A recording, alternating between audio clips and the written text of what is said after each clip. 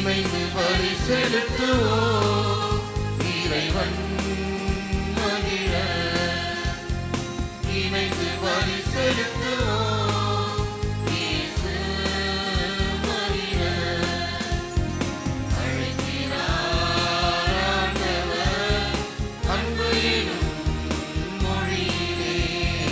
வாருங்கள் வாருங்கள் இறையாசி உண்டு திருப்பலியிலே.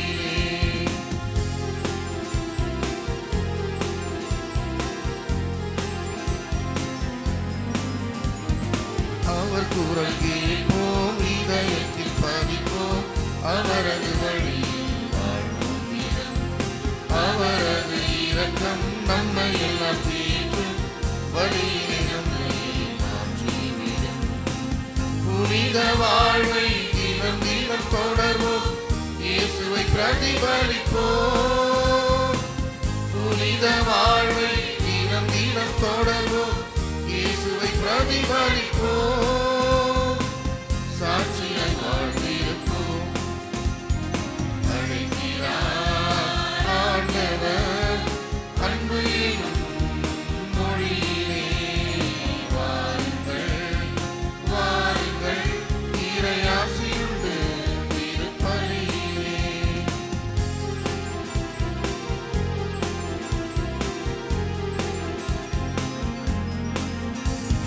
குருவோடு சேர்ந்து குடும்பமாய் இணைந்து ஆண்டவர் இயேசுவை ஆராதிப்போம். திருப்பலி பீடத்தில் திரியேக தேவனின் பிரசன்னத்தை நாமே கொண்டாடுவோம். மூவரு தேவனை முழங்கி புகழ்வோம். வல்லமை வரம் கேட்போம். மூவரு தேவனை முழங்கி புகழ்வோம். வல்லமை வரம் கேட்போம். ஆவியிலக மகிழ்வோம். அழைக்கிறார் ஆண்டவர் அன்பு எனும் மொழியிலே. வாருங்கள் வாருங்கள் இறையாசி உண்டு திருப்பலியிலே. இதயம் அமைதி பெறவே வாழ்வில் வசந்தம் வரவே இணைந்து பலி செலுத்துவோம். இறைவன் மகிழ இணைந்து பலி செலுத்துவோம். இயேசு மகிழ அழைக்கிறார் ஆண்டவர் அன்பு எனும் மொழியிலே. வாருங்கள் வாருங்கள் இறையாசி உண்டு திருப்பலியிலே. திருப்பலி கருத்துக்கள் இன்றைய திருப்பலியிலே Xavier Sheeba, Beulah John, Victor Lawrence, Grace Gabriel, Shanthi Suresh, Bala Deepika, Arokia James Raja, Prabha Christy, Arul Mary, Jesu Robert Ilango, Paulraj, Daisy Rani, Ruby Anandaraj, Sherina, Ashika இவருடைய குடும்பங்களில் ஆண்டவர் செய்த அனைத்து நன்மைகளுக்கு நன்றியாகவும் இறையாசீர் வேண்டியும், கில்பர்ட் மோகன் குமார் இவருடைய உடல் உள்ள சுகத்திற்காகவும், ஜோஸ்பின் லில்லி இவருக்கு நல்ல முறையில் சுகப்பிரசவம் வேண்டியும், Balthazar Chandra, Maria Maclin, Sabitha Machado, Cosmas Anitha, Lumen, Vinson Daniel, Janani Preethi உடைய குடும்ப சிறப்பான கருத்துக்கள் அனைத்தும் நிறைவேறவும் இறையாசீர் வேண்டியும், ஏசன்எம் ஸ்டுடியோ சாம் ஜோஸ் உடைய தொழில் நல்லமும் நடைபெறவும் இறையாசீர் வேண்டியும் அனைத்து நன்மைகளுக்கு நன்றியாகவும், நம்முடைய வாழ்ந்து நம்மை விட்டு மறைந்து சென்ற மனோ மோகன் அம்ப்ரோஸ் 16ஆம் நாள் நினைவு இவருடைய ஆன்ம இளைப்பாற்றிக்காகவும் இத்திருப்பலியானது ஒப்புக் கொடுக்கப்படுகிறது.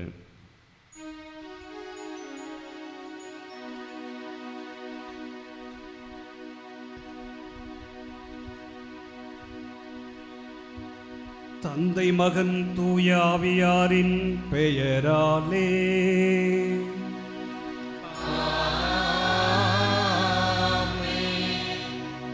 நம் ஆண்டவராகிய இயேசு கிறிஸ்துவின் அருளும் கடவுளின் அன்பும் தூய ஆவியாரின் நட்புறவும் உங்கள் அனைவரோடும் இருப்பதாக.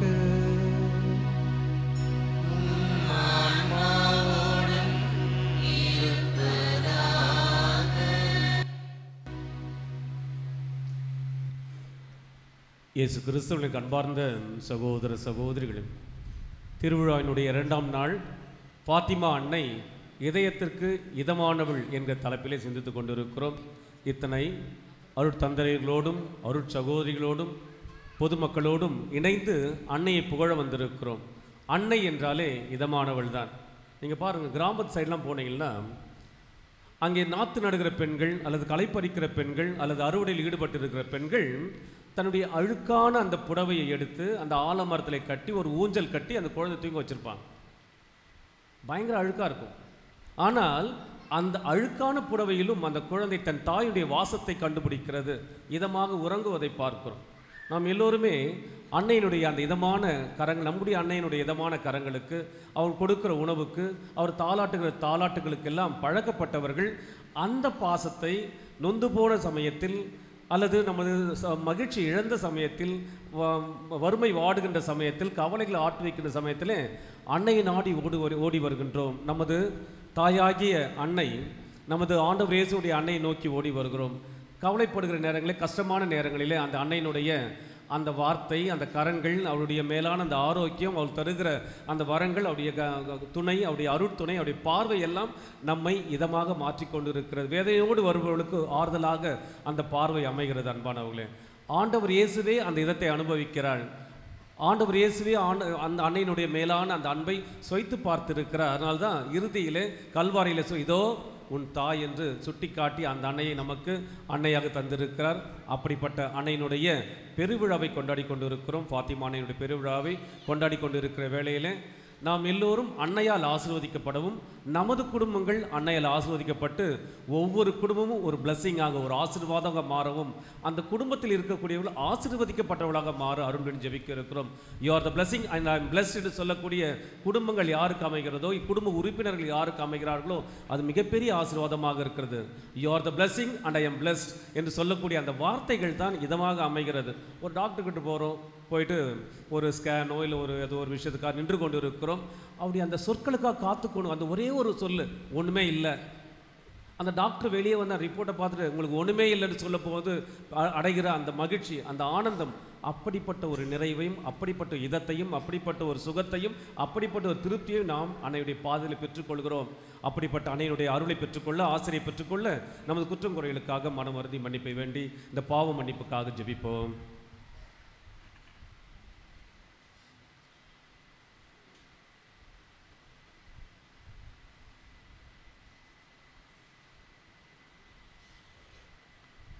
எல்லாம் வல்ல இறைவனிடமும்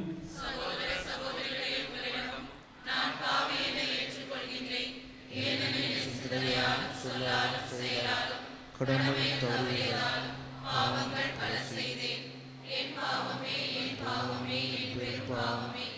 ஆகையால் எப்பொழுதும் கன்னியான புனித மரியாதையும் வானதூதர் புனிதர் அனைவரையும் சகோதர சகோதரிகளே உங்களையும் நம் இறைவனாகிய ஆண்டவரிடம் எனக்காக வேண்டிக் கொள்ள மன்றாடுகின்றேன்.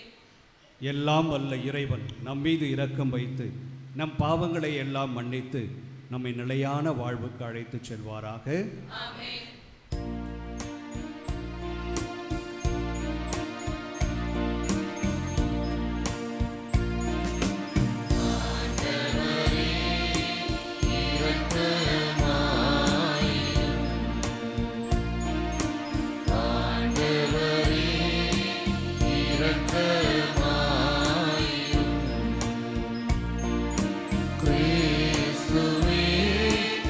இரக்கமாயிரும்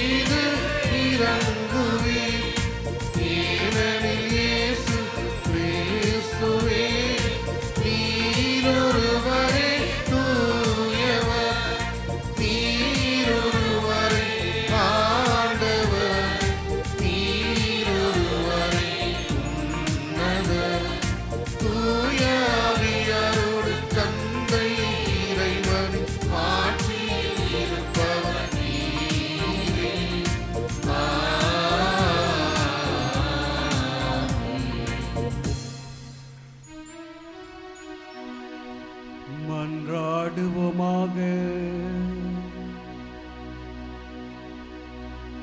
ஆண்டவரே இறைவா, உம் அடியார்களாகிய நாங்கள் என்றும் மன உடல் நலம் பெற்று மகிழ செய்தருளும்.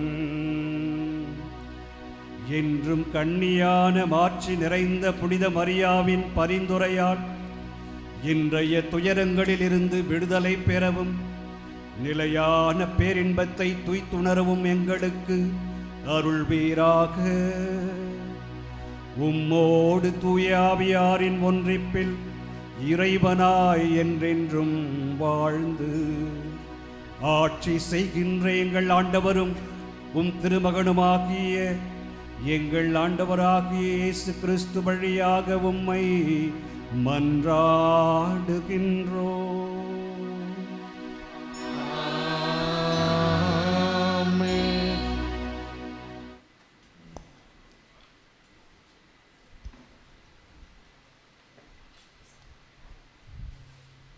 முதல் வாசக முன்னுரை.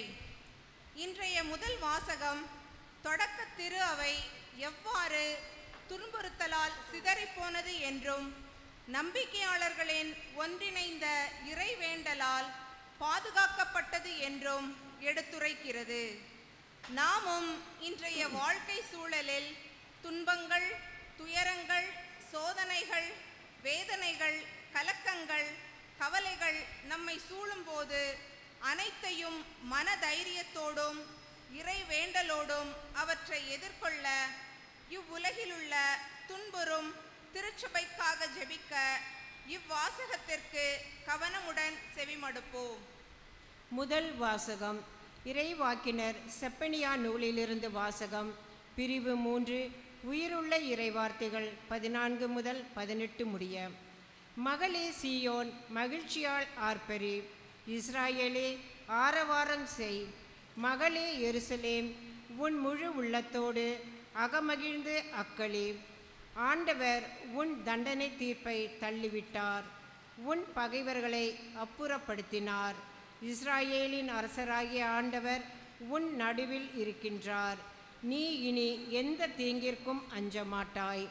அந்நாளில் எருசலேமை நோக்கி இவ்வாறு கூறப்படும்: சீயோனே, அஞ்ச வேண்டாம், உன் கைகள் சோர்வடைய வேண்டாம். உன் கடவுளாகிய ஆண்டவர் உன் நடுவில் இருக்கின்றார். அவர் மாவீரர், மீட்பு அளிப்பவர். உன் பொருட்டு அவர் மகிழ்ந்து களி கூறுவார். தம் அன்பினால் உனக்கு புத்துயிர் அளிப்பார். உன்னை குறித்து மகிழ்ந்து ஆடி பாடுவார். அது திருவிழா காலம் போல் இருக்கும். உனது துன்பத்தை அகற்றிவிட்டேன், ஆகவே இனி நீ இழிவடைய மாட்டாய். ஆண்டவரின் அருள்வாக்கு.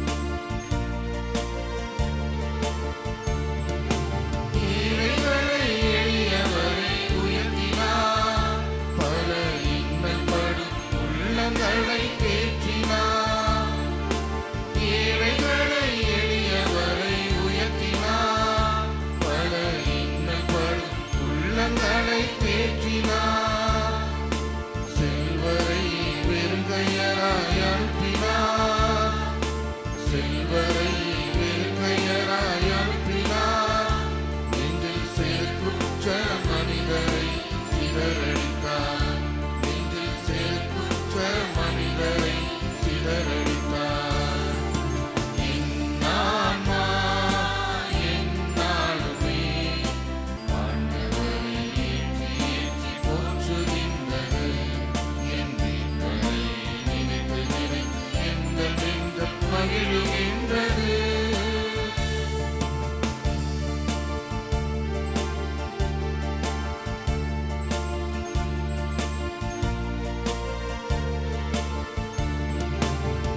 அடிமைகளை அன்புடனே நோக்கினார். அவர் ஆள்பவரின் ஆணவத்தை அடக்கினார். அடிமைகளை அன்புடனே நோக்கினார். அவர் ஆள்பவரின் ஆணவத்தை அடக்கினார். தாழ்ந்தோரை மேன்மையாக உயர்த்தினார். தாழ்ந்தோரை மேன்மையாக உயர்த்தினார். வாழ்வில் வீழ்ந்தோரை கருணையினால் ஆதரித்தார். வாழ்வில் வீழ்ந்தோரை கருணையினால் ஆதரித்தார். என்னான்மா எந்நாளுமே ஆண்டவரை ஏற்றி ஏற்றி போற்றுகின்றது. என் மீட்பரை நினைத்து நினைத்து எந்த நெஞ்சம் மகிழ்கின்றது. என்னான்மா எந்நாளுமே ஆண்டவரை ஏற்றி ஏற்றி போற்றுகின்றது. என் மீட்பரை நினைத்து நினைத்து எந்த நெஞ்சம் மகிழ்கின்றது.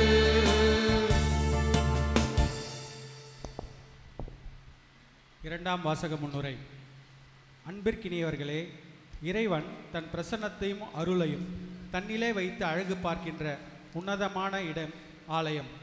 அந்த ஆலயத்தைப் போல அன்னை மரியாள் ஆம் என பணிந்து தன்னையே கடவுளுக்கு அர்ப்பணித்து தன் தலைமகனை பெற்றெடுத்து அகில உலகுக்கு இன்று தாயாக விளங்குகிறாள். அந்த அன்னை நம் அனைத்து குடும்பங்களின் இதயத்திற்கும் இதமாகவும் இன்பமாகவும் நிழலாகவும் நிரந்தரமாகவும் இருக்கிறாள். அத்தகைய அன்னையின் பெருமையையும் மீட்பையும் வல்லமையையும் கடவுளின் ஆட்சியையும் மெசியாவின் அதிகாரத்தையும் எடுத்துரைக்கிற இரண்டாம் வாசகத்திற்கு நம் இதய கதவுகளை திறப்போம். திருத்தூதர் யோவான் எழுதிய திருவெளிப்பாட்டு நூலிலிருந்து வாசகம். அதிகாரம் 11 திருவசனம் 19 மற்றும் அதிகாரம் 12 திருவசனங்கள் 1-6 முடிய மற்றும் திருவசனம் 10. அப்பொழுது விண்ணகத்தில் கடவுளின் கோவில் திறக்கப்பட்டது. அந்த கோவிலில் உடன்படிக்கை பேழை காணப்பட்டது. மின்னலும் பேரிரைச்சலும் இடி முழக்கமும் நிலநடுக்கமும் கனத்த கல்மழையும் உண்டாயின. பின்பு விண்ணகத்தில் ஒலித்த பெரியதொரு குரலை கேட்டேன். அது சொன்னது, இதோ மீட்பு, வல்லமை, நம் கடவுளின் ஆட்சி, அவருடைய மெசியாவின் அதிகாரம் ஆகிய அனைத்தும் வந்துவிட்டன. நம் சகோதர சகோதரிகள் மீது குற்றம் சுமத்தியவன் நம் கடவுள் திருமுன் அல்லும் பகலும் அவர்கள் மீது குற்றம் சாட்டியவன் வெளியே தள்ளப்பட்டான். வானில் பெரியதோர் அடையாளம் தோன்றியது.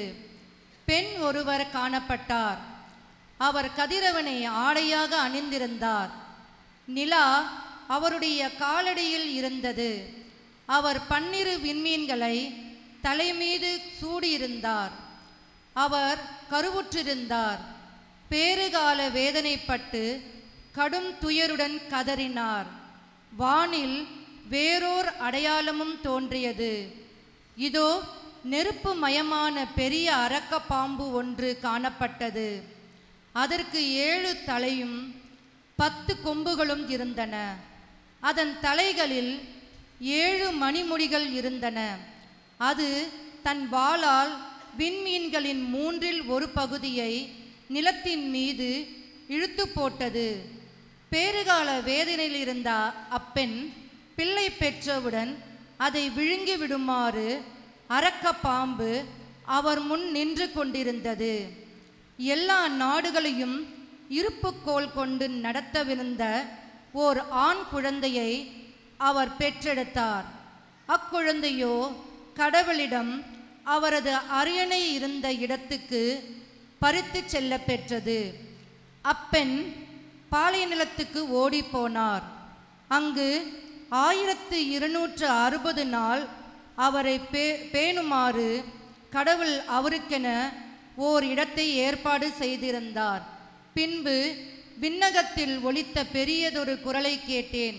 அது சொன்னது, இதோ மீட்பு, வல்லமை, நம் கடவுளின் ஆட்சி, அவருடைய மெசியாவின் அதிகாரம் ஆகிய அனைத்தும் வந்துவிட்டன. நம் சகோதர சகோதரிகள் மீது குற்றம் சுமத்தியவன் நம் கடவுள் திருமுன் அல்லும் பகலும் அவர்கள் மீது குற்றம் சாட்டியவன் வெளியே தள்ளப்பட்டான். ஆண்டவரின் அருள்வாக்கு.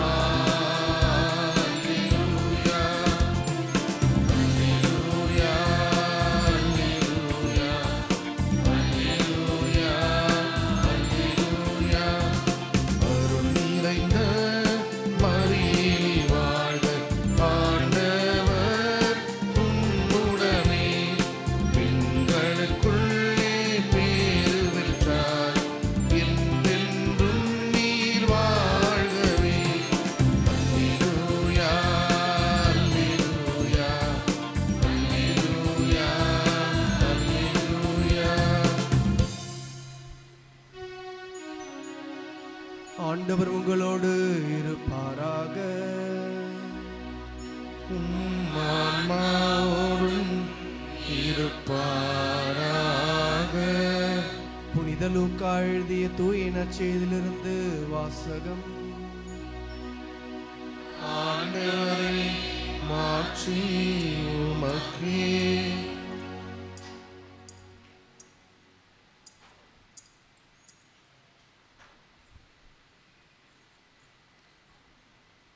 பிரிவு 1 இறைவசனங்கள் 47 முதல் 56 முடிய.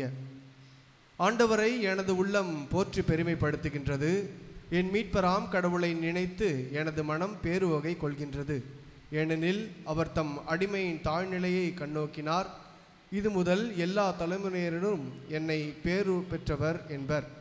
ஏனெனில் வல்லவராம் கடவுள் எனக்கு அரும்பெரும் செயல்கள் செய்துள்ளார். தூயவர் என்பதே அவரது பெயர். அவருக்கு அஞ்சி நடப்போருக்கு தலைமுறை தலைமுறையாய் அவர் இரக்கம் காட்டி வருகிறார். அவர் தம் தோள் வலிமையை காட்டியுள்ளார். உள்ளத்தில் செருக்குடன் சிந்திப்போரை சிதறடித்து வருகிறார். வலியோரை அரியணினின்று தூக்கி எறிந்துள்ளார்.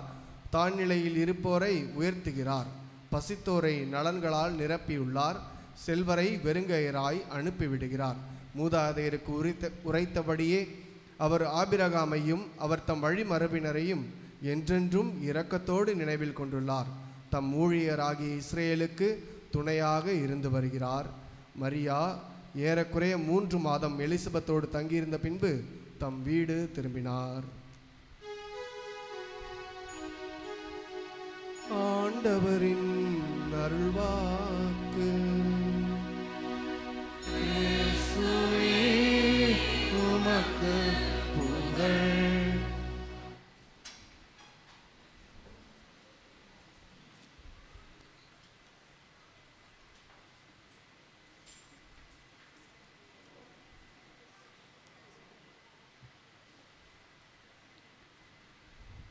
அன்பிற்கும் பாசத்திற்கும் உரிய இப்பேராலயத்தின் பங்கு தந்தை அருட்தந்தை இளங்கோ அவர்களே, பூந்தமல்லி தூய இதய குருமடத்தின் அதிபர் தந்தை அவர்களே, மற்ற அருட்தந்தையர்களே, அன்னையின் அன்பு பக்தர்களே, இவ்வளோ பெரிய கூட்டத்தை நான் பார்த்ததில்லை. சிட்டியில் இவ்வளோ மக்கள் திருப்பள்ளிக்கு வருகிறார்கள். பார்க்கின்ற பொழுது வியப்பாக இருக்கிறது. உங்கள் பங்கு தந்தையிடம் பேசி கொண்டிருந்தேன். இதைவிட கூட்டம் அதிகமாக இருக்கும். ஒரு நாள் இன்றைக்கு 9 திருப்பலி இங்கே நடைபெற்றிருக்கிறது என்று சொன்னார். ஆச்சரியமாக இருக்கிறது. நீங்கள் அனைவரும் பாராட்டப்பட வேண்டியவர்கள். காரணம், அன்னையின் மீதுள்ள அந்த ஆழமான பக்தி. ஒரே ஒரு சிந்தனை தான் நாம் இன்றைக்கு சிந்திக்கப் போகின்றோம். நாம் அன்னையைப் போல நம் குடும்பங்களில் இதமானவர்களாக, இதயத்திற்கு இதமானவர்களாக இருக்கின்றோமா அல்லது கனமானவர்களாக இருக்கிறோமா என்ற சிந்தனையைத்தான் நாம் இன்றைக்கு பார்க்க போகின்றோம். இந்த உலகத்தை இன்றைக்கு பார்க்கின்ற பொழுது, உலக சூழலை பார்க்கின்ற பொழுது கொஞ்சம் கனமாகத்தான் இருக்கிறது. இன்றைக்கு நம்முடைய திருத்தந்தை ரோமை நகரில் இருக்கின்ற அந்த மரிய மேஜர் என்கின்ற பேராலயத்தில் அமர்ந்து, அன்னையின் திரு உருவத்திற்கு முன்னால் அமர்ந்து ஜெபமாலை ஜெபித்து உலக அமைதிக்காக வேண்டிக் கொண்டிருக்கிறார். இன்றைக்கு போர் சூழல் உருவாகி இருக்கிறது. ரஷ்யா உக்ரைன் போர், அதை தொடர்ந்து இஸ்ரேல் பாலஸ்தீனம், அதை தொடர்ந்து மற்ற நாடுகளும் இப்பொழுது பாதிக்கப்பட்டு கொண்டிருக்கிறது. ஈரான் தன்னுடைய தாக்குதலை தொடுத்திருக்கிறது. ஒரு புள்ளி விவரம் சொல்லுகிறது, ஒரு வருடத்திற்கு 6000 மக்கள் போரினால் கொல்லப்படுகிறார்கள். உயிரை கொடுப்பதும் எடுப்பதும் இறைவன். யார் இந்த அதிகாரத்தை மனிதனுக்கு தந்தது? எதனால் இந்த கொலை வெறி, அதிகாரம், ஆணவம்? அதுதான் மனித உயிரை பறிக்கின்றது. எனவே திருத்தந்தை இன்றைக்கு ஜெபித்து கொண்டிருக்கிறார், இந்த உலகில் அமைதி இருக்க வேண்டும். யாரிடம் ஜெபித்து கொண்டிருக்கிறார்? அன்னை மரியாவிடம் ஜெபித்து கொண்டிருக்கிறார். காரணம், அன்னை மரியாதான் நம் உள்ளத்திற்கு அமைதியை அருளுபவர். அவருடைய இதயம் அவ்வளவு இரக்கமானது, ஈரமானது, கரிசனை உடையது, அன்பு உடையது. எனவேதான் அவரிடம் நாம் வந்திருக்கிறோம். நீங்களும் அதற்காகத்தான் இங்கே கூடி வந்திருக்கிறீர்கள். திருத்தந்தை இன்னொரு அறிவிப்பையும் வெளியிட்டிருக்கிறார். நாளைய தினம் நாம் அனைவரும் உபவாசம் இருந்து ஜெபிக்க வேண்டும், இந்த உலகத்தில் அமைதி நிலவ வேண்டும் என்று ஜெபிக்க வேண்டும் என்று நமக்கு அழைப்பு விடுத்திருக்கிறார். நாம் அனைவரும் இன்றைய உலக அமைதிக்காக, இந்த போர் எல்லாம் தவிர்க்கப்பட்டு இந்த உலகம் ஒரு குடும்பமாக மாற வேண்டும். அங்கே அன்பு, அமைதி, மன்னிப்பு அங்கே வாழ வேண்டும் என்று நாம் ஜெபிக்க வேண்டும். நம்முடைய திருத்தந்தை அதற்காகத்தான் இன்றைக்கு ஜெபித்து கொண்டிருக்கிறார். புனித 2ஆம் ஜான் பால் அவர் திருத்தந்தையாக பொறுப்பேற்ற பொழுது அவர் எடுத்துக்கொண்ட கொள்கை என்னவென்று சொன்னால், தோத்துஸ் தூவும் மரியா, லத்தீன் வார்த்தை தோத்துஸ் தூவும் மரியா என்று சொன்னால், நான் முழுவதும் உமக்கு சொந்தமானவன், நான் என்னை முழுவதுமாக உம்மிடம் கையளிக்கின்றேன். காரணம், 9 வயதில் புனித 2ஆம் ஜான் பால் தன்னுடைய தாயை இழந்தார். அவருடைய தந்தை அந்த குழந்தையை அழைத்து கொண்டு ஆலயத்தில் இருக்கின்ற அன்னையினுடைய திருவுருவ சிலைக்கு முன்னால் நிறுத்தி, இன்றிலிருந்து இவர்தான் உன்னுடைய தாய் என்று அந்த குழந்தையை அந்த தாயிடம் ஒப்படைத்தார். அன்றிலிருந்து புனித 2ஆம் ஜான் பால் இந்த தாயை தன்னுடைய சொந்த தாயாக ஏற்றுக்கொண்டார். எனவேதான் அவருடைய வாழ்நாள் முழுவதும் அன்னையினுடைய அருட்கரம் அவரோடு இருந்து அவரை வழிநடத்தியது. ஒவ்வொரு நாளும் அவர் ஜெபிக்கின்ற ஜெபம், அன்னையே உம்முடைய இதயத்தை போல என்னுடைய இதயத்தை மாற்றி அருளும், உம் இதய நற்பண்புகளை எனக்கு தந்தருளும் என்று ஒவ்வொரு நாளும் திருத்தந்தை ஜெபித்து வந்தாராம். அன்புக்குரியவர்களே, புனித அல்போன்ஸ் லிகோரி என்கிற புனிதர் சொல்லுகிறார், அன்னையின் பரிந்துரை இல்லாமல் நாம் மீட்பை பெற்றுக்கொள்ள முடியாது. அன்னையினுடைய பரிந்துரை நமக்கு கண்டிப்பாக தேவைப்படுகிறது என்று சொல்லுகிறார். புனித மேக்ஸ் மில்லியன் கோல்பே என்கின்ற புனிதர் சொல்லுகிறார், அன்னையை அன்பு செய்ய, அன்னையை பற்றி கொள்ள நீங்கள் அச்சப்பட வேண்டாம், வெட்கப்பட வேண்டாம்.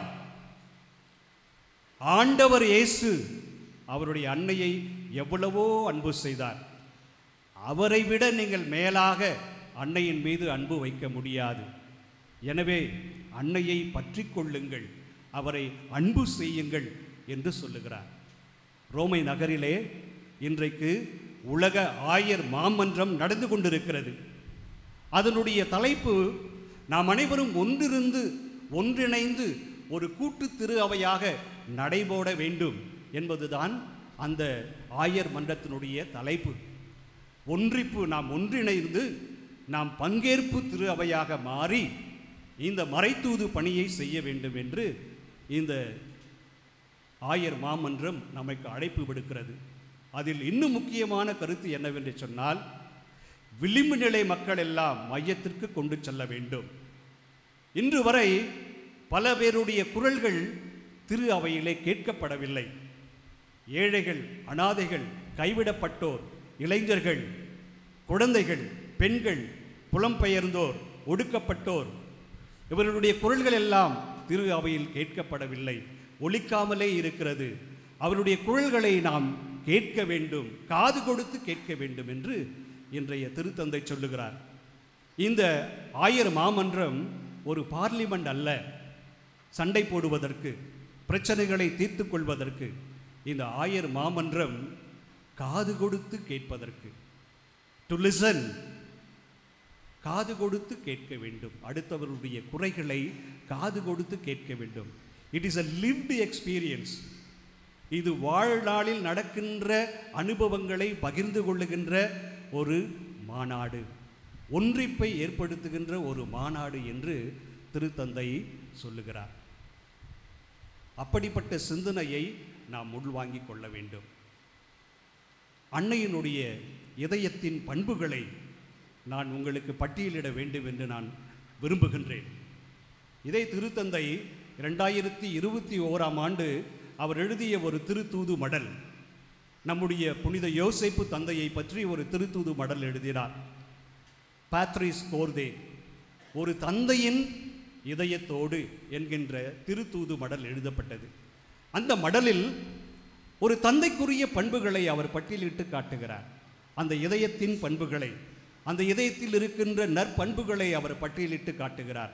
எப்படி ஒரு அன்புள்ள தந்தையாக இருந்தார், எப்படி ஒரு கனிவுள்ள தந்தையாக இருந்தார், எப்படி ஒரு கீழ்ப்படிதலுள்ள தந்தையாக இருந்தார், எப்படி அவர் அனைத்தையும் ஏற்றுக்கொள்ளக்கூடிய தந்தையாக இருந்தார், எப்படி அவர் ஒரு ஆக்கப்பூர்வமான தந்தையாக இருந்தார், எப்படி அவர் வானக தந்தையின் நிழலாக இருந்து வழிநடத்தினார் போன்ற பண்புகளை எல்லாம் பட்டியலிட்டு பாத்ரிஸ் கோர்தே ஒரு தந்தையின் இதயத்தோடு என்கின்ற திருத்தூது மடலை எழுதினார். நானும் சிந்தித்து பார்த்தேன், இந்த அன்னையினுடைய இதயத்தில் இருந்த பண்புகள் என்ன, எப்படி இப்படிப்பட்ட நற்பண்புகளை அவர் பெற்றிருந்தார் என்று நான் யோசிக்க ஆரம்பித்தேன். அண்மையில் என்னுடைய பள்ளியிலே ஒரு குழந்தையை அழைத்து வந்தார்கள் பெற்றோர்கள். 8ஆம் வகுப்பு படிக்கின்ற ஒரு மாணவி. எந்த நேரத்திலும் அவள் செல்போனை கையில் வைத்து கொண்டிருக்கிறாள். எல்லா நேரமும் அவள் அதில் ஃப்ரீ ஃபயர் என்கின்ற அந்த விளையாட்டை விளையாடி கொண்டே இருக்கிறார். அவளால் நிறுத்த முடியவில்லை. அது நிறுத்தினால் கைகாலெல்லாம் உதற ஆரம்பிக்கிறது.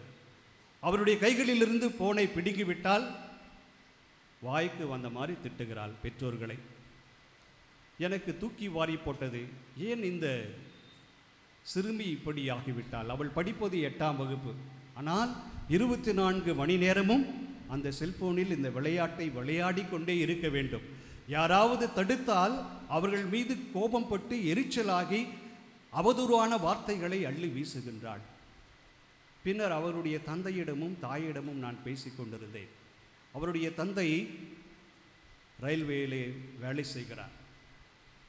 அவருக்கு ஒவ்வொரு நாளும் ஒரு நேரத்தில் டியூட்டிக்கு செல்ல வேண்டும். டியூட்டி முடிந்து வீட்டுக்கு வருகிறார். வந்தவுடன் அவர் டயர்டாகிவிட்டார். வேலை செய்து முடித்து வந்தவுடன் களைப்பு. பிள்ளைகளோடு பேசுவதற்கு நேரமில்லை. அவர் உடனே என்ன செய்கிறார்? இந்த பிள்ளைகளுடைய தொந்தரவு தாங்க முடியாமல் அவர்களுக்கு ஒரு செல்ஃபோன் வாங்கி கொடுக்கிறார். ஏன்னா இவர் எப்பொழுதும் செல்ஃபோனு தான் பார்த்துன்னு இருப்பார். ஃப்ரீயாக இருக்கிற நேரத்தில் செல்ஃபோன் எடுத்து வச்சு இவர் பார்த்துட்ருக்காரு. இந்த குழந்தைங்க நம்மளை டிஸ்டர்ப் பண்ணுதுன்னு சொல்லிட்டு அவங்களுக்கு ஒரு செல்ஃபோன் வாங்கி கொடுத்தார். அந்த குழந்தைய அந்த செல்ஃபோனை பார்த்து பார்த்து பார்த்து அடிக்டட் டு செல்ஃபோன். அது ஒரு நோய். இன்றைக்கு நம்மில் எத்தனை பேர் பெற்றோர்களாகிய நாம் நம் குழந்தைகளோடு அமர்ந்து பேசுகிறோம்?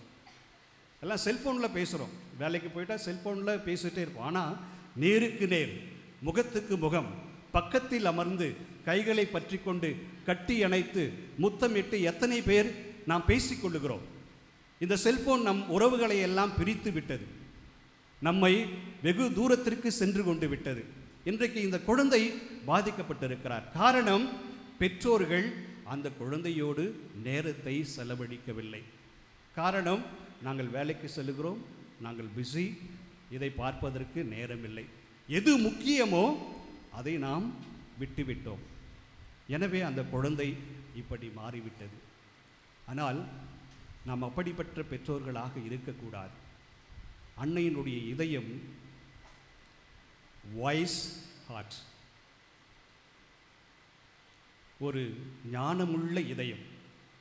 நீதிமொழிகள் ஆகமத்தில் நாம் வாசிக்கின்றோம், ஆண்டவர் மீது கொள்ளும் அச்சமே ஞானத்தின் தொடக்கம். இன்றைக்கு இந்த பிரச்சனைகளுக்கெல்லாம் என்ன காரணம் என்று சொன்னால், கடவுளை பற்றிய நினைப்பு நம்மிடத்தில் இல்லை. கடவுளை நாம் மறந்து விட்டோம். கடவுளை புறம் தள்ளி வைத்து விட்டோம். கடவுளை பற்றிய அச்சம் நம்மிடத்தில் ஒன்றுமே இல்லை.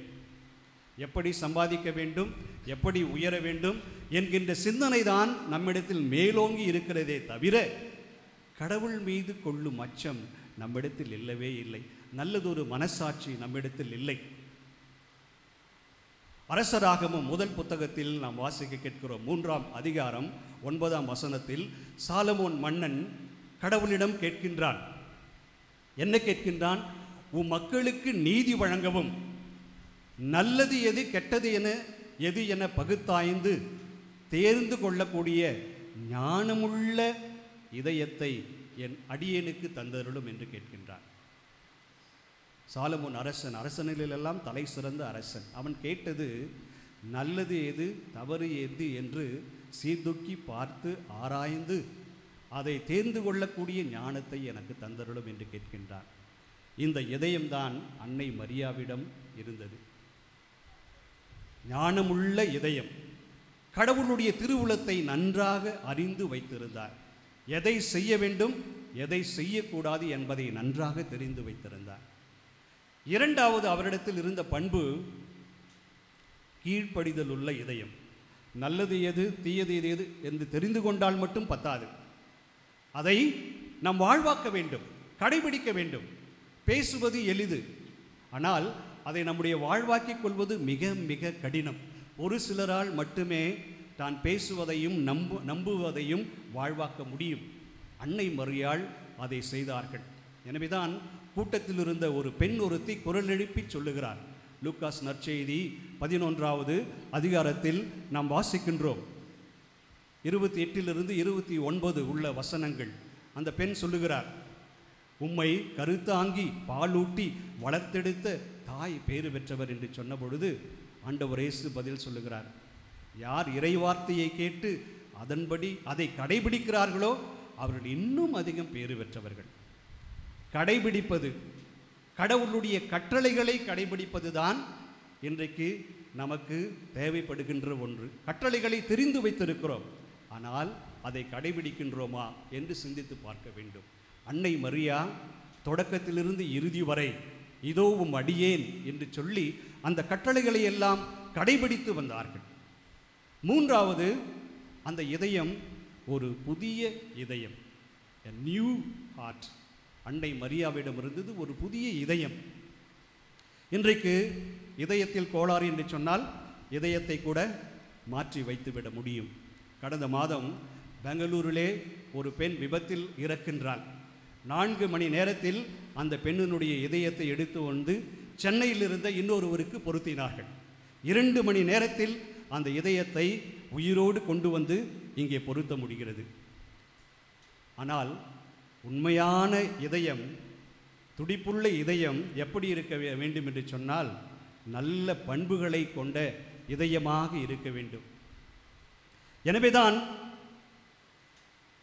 அந்த புதிய இதயத்தை பற்றி எசேக்கியேல் இறைவாக்கினர் சொல்லுகிறார்.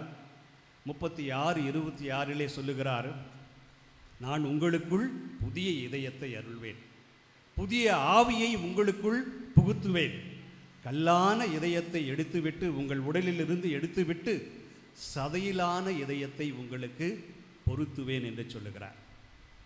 சதையிலான இதயம், இரக்கம் நிறைந்த இதயம், அதுதான் இன்றைக்கு தேவைப்படுகிறது.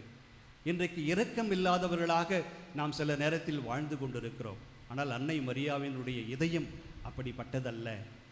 That is a new heart, புதிய இதயம், கரிசனை உள்ள அன்புள்ள அந்த இதயம். அது 3வது பண்பு. 4வது பண்பு, அன்னை மரியாவின் இதயம் ஒரு மென்மையான இதயம், எ ஜென்டில் ஹார்ட்.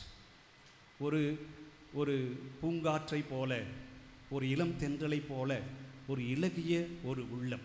அந்த உள்ளம் எங்கிருந்து வந்தது? ஆண்டவர் இயேசுவிடமிருந்து அவர் பெற்றுக்கொண்ட அந்த இதயம். மத்தேயு நற்செய்தி 11:29, நான் கனிவும் மனத்தாழ்மையும் உடையவன், நான் கனிவும் மனத்தாழ்மையும் உடையவன், என் நுகத்தை உங்கள் மேல் ஏற்றுக்கொண்டு என்னிடம் கற்றுக்கொள்ளுங்கள், ஏனெனில் நான் கனிவும் மனத்தாழ்மையும் உடையவன்.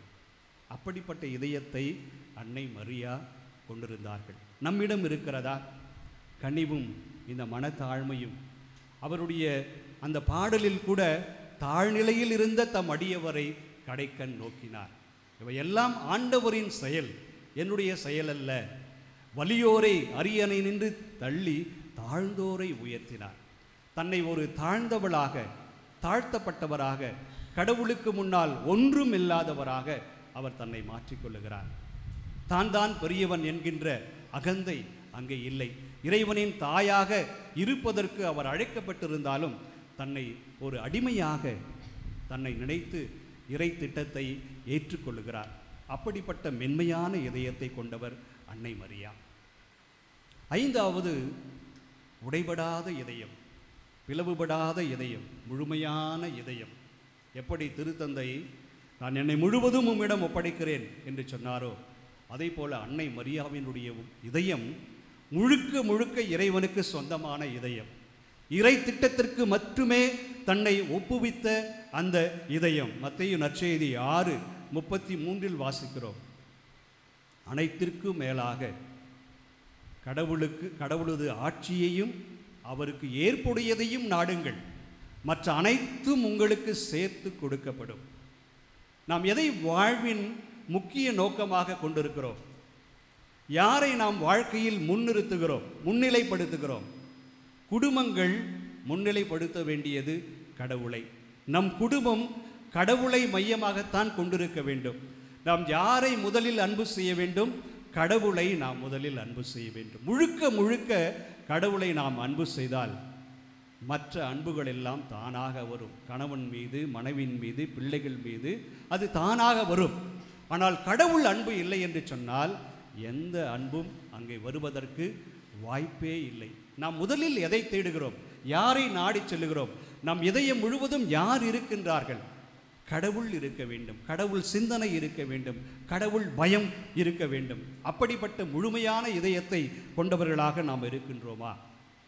6வது, அவருடைய இதயம் தூய்மையான இதயம். பிறப்பிலிருந்து இறக்கின்ற வரை பாவமில்லாதவராக அவர் இருந்தார். மத்தேயு நற்செய்தி 5:8, தூய்மையான உள்ளத்தோர் பேறு பெற்றோர், ஏனெனில் அவர்கள் கடவுளை காண்பார்கள். அவங்க முகமுகமாக பார்த்துட்டே இருந்தாங்க. அவங்க பையன் கடவுள். தூய்மையான உள்ளம், கடவுளை ஒவ்வொரு நாளும் தரிசித்து கொண்டே இருந்தார்கள். தூய்மையான உள்ளத்தோர் பேறு பெற்றோர், பிறப்பிலிருந்து இறக்கின்ற வரை பாவமற்றவராக இருந்தார். கடவுள் அவரை பாவமில்லாமல் உற்பவிக்க செய்தார். எனவேதான் தூய இதய அன்னை என்று அவரை போற்றுகிறோம். பாவமில்லா அன்னை, மாசில்லாத அன்னை, அமுலோற்புவ அன்னை என்று நாம் அவரை போற்றுகின்றோம், புகழுகின்றோம். பாவமில்லாதவராக இருந்தார். 7வதாக, உறுதியான இதயம், எதையும் தாங்கிக் கொள்ளும் இதயம். எதற்காக? கடவுளுடைய திட்டத்தை நிறைவேற்றுவதற்காக எதையும் தாங்கும் உறுதியான இதயம் அவரிடத்தில் இருந்தது. லூக்காஸ் நற்செய்தி 2:35 சிமியோன் சொல்லுகிறார், உம்முடைய உள்ளத்தையும் ஒரு வாள் ஊடுருவி பாயும். எத்தனை வாள் ஊடுருவி பாய்ந்தது! 7 வியாகுலங்கள். எகிப்துக்கு ஓடி போக வேண்டும். காணாமல் போன தன்னுடைய மகன், சிலுவை சுமந்த பொழுது அவரை சந்தித்த தாய், சிலுவையிலிருந்து இறக்கிய மகனை மடி மீது வைத்து அழுது புலம்பிய அந்த தாய், அவரை அடக்கம் செய்த பொழுது அழுது புலம்பிய அந்த தாய், எத்தனை வியாகுலங்கள்! எத்தனை முறை அவரை ஈட்டியால் குத்தி இருக்கிறார்கள். ஆனால் எப்பொழுதும் அவர் மனம் தளரவில்லை. தன்னுடைய நம்பிக்கையை ஒரு நாளும் அவர் இழக்கவில்லை. உறுதியான உள்ளத்தோடு கடைசி வரை அவர் இருந்தார். கடைசியாக அந்த அன்னையினுடைய இதயம் ஒரு விழிப்புள்ள இதயம், விழிப்போடு காத்திருந்த ஒரு இதயம். எல்லாம் நிறைவேறும், கடவுளுடைய திட்டம் நிறைவேறட்டும் என்று கடைசி வரை காத்திருந்த ஒரு இதயம், நம்பிக்கையோடு காத்திருந்த ஒரு இதயம் அன்னையினுடைய இதயம்.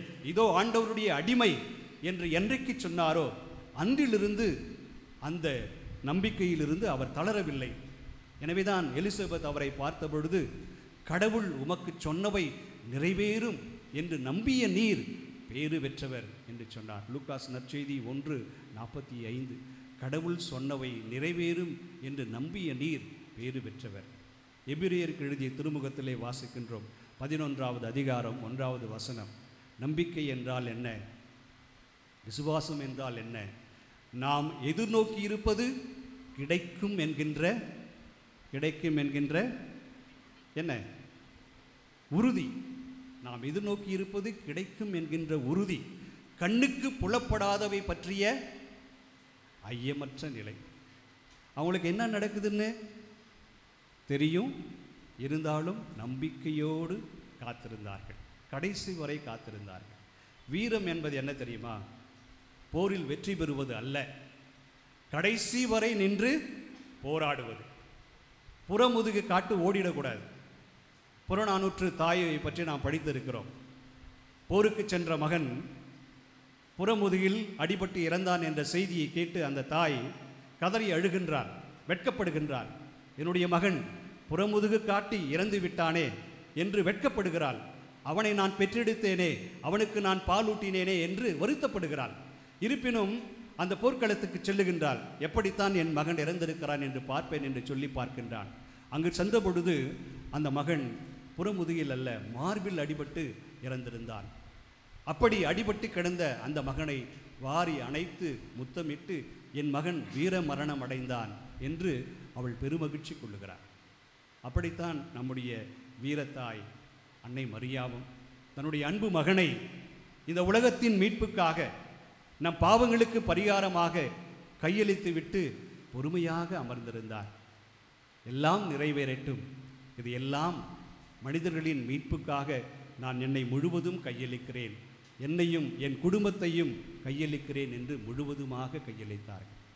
எனவேதான் அவர் அந்த குடும்பத்தில் அந்த ஈரம் இருந்தது, அந்த கரிசனை இருந்தது. நம்முடைய குடும்பங்களுக்கெல்லாம் ஒரு தலையாக குடும்பமாக, எடுத்துக்காட்டான குடும்பமாக திருக்குடும்பம் இருக்கிறது. எனவே அன்புக்குரியவர்களே, நான் முதலில் சொன்னபடியே நம்முடைய இதயத்தில் ஈரம் இருக்கிறதா, கரிசனை இருக்கிறதா? நம் குடும்பத்தில் இருப்பவர்கள் நம்மை பார்த்து மகிழ்ச்சி அடைகிறார்களா? நம்மை எப்படி பார்க்கிறார்கள்? நம்மை பகையாளியாக பார்க்கிறார்களா? நம்மை பகைவர்களாக பார்க்கின்றார்களா? இல்லை, நம்மை அன்போடு அரவணைத்துக் கொள்ளுகிறார்களா? ஒவ்வொருவரும் அடுத்தவருக்காக வாழுகின்ற பொழுது, கணவன் மனைவிக்காக வாழுகின்ற பொழுது, மனைவி கணவனுக்காக வாழுகின்ற பொழுது, பிள்ளைகளுக்காக மாறுகின்ற பொழுது அங்கே மகிழ்ச்சி பிறக்கின்றது. நிச்சயமாக அங்கே மகிழ்ச்சி இருக்கும். எனவே நாம் இந்த திருத்தந்தையைப் போல ஜெபிப்போம். யாரிடம் ஜெபிப்போம்? அன்னை மரியாவிடம் ஜெபிப்போம். இந்த உலகத்தில் அமைதி பிறக்க வேண்டும், நம்முடைய குடும்பங்களில் அமைதி பிறக்க வேண்டும், நம் குடும்பங்களில் மகிழ்ச்சி நிலைத்திருக்க வேண்டும். அதற்குரிய நல்ல இதயத்தை இறைவன் நமக்கு அன்னை மரியாவின் வழியாக தர வேண்டும் என்று இந்த திருப்பலியிலே நாம் தொடர்ந்து மன்றாடுவோம்.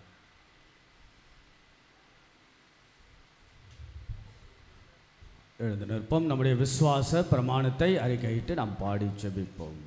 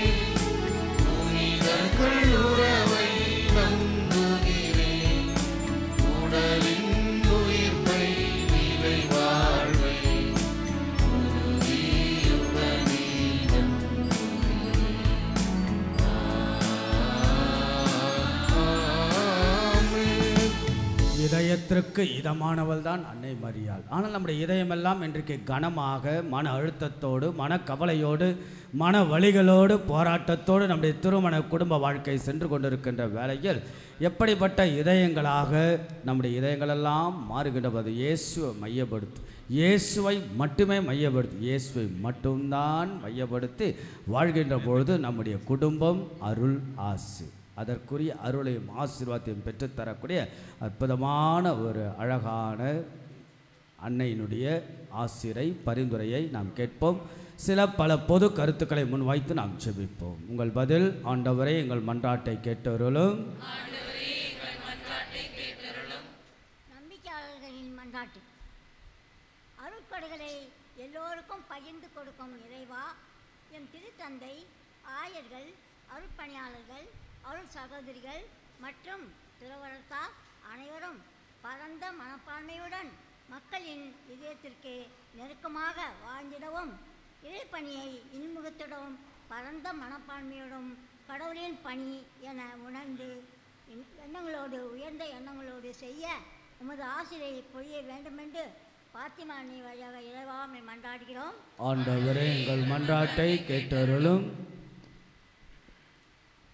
மண்ணுலகில் மனித நேயத்தை வளர்த்த என் அன்பு தந்தையே இறைவா, உம்மிடம் நல்லவற்றை பெற்றுக்கொண்டு வாழ விரும்பும் நாங்கள் மண்ணில் மனித நேயம் மலரவும், மனித மாண்பு தழைத்தோங்க முது தூய ஆவியின் கனிகளையும் கொடைகளையும் பெற்று நல் மக்களாக வாழ வர வேண்டும் என்று இறைவா உம்மை மன்றாடுகின்றோம். ஆண்டவரே எங்கள் மன்றாட்டை கேட்டருளும்.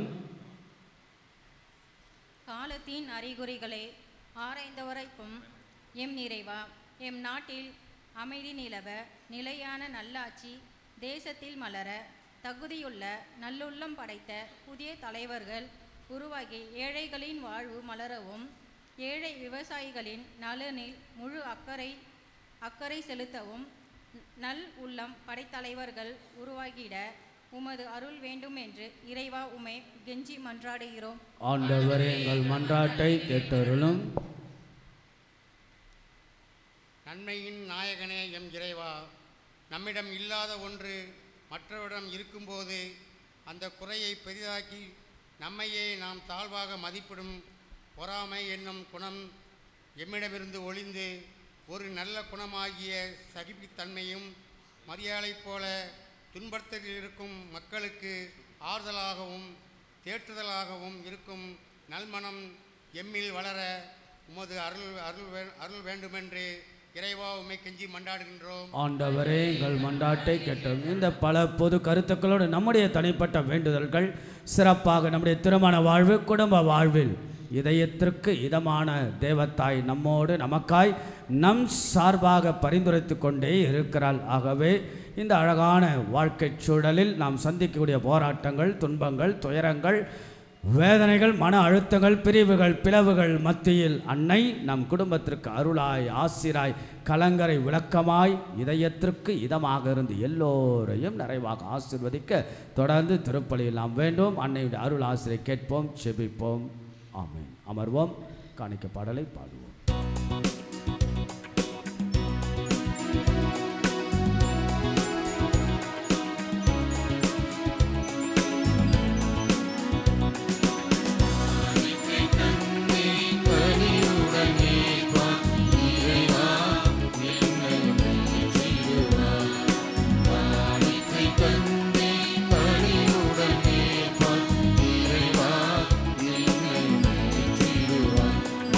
Bye.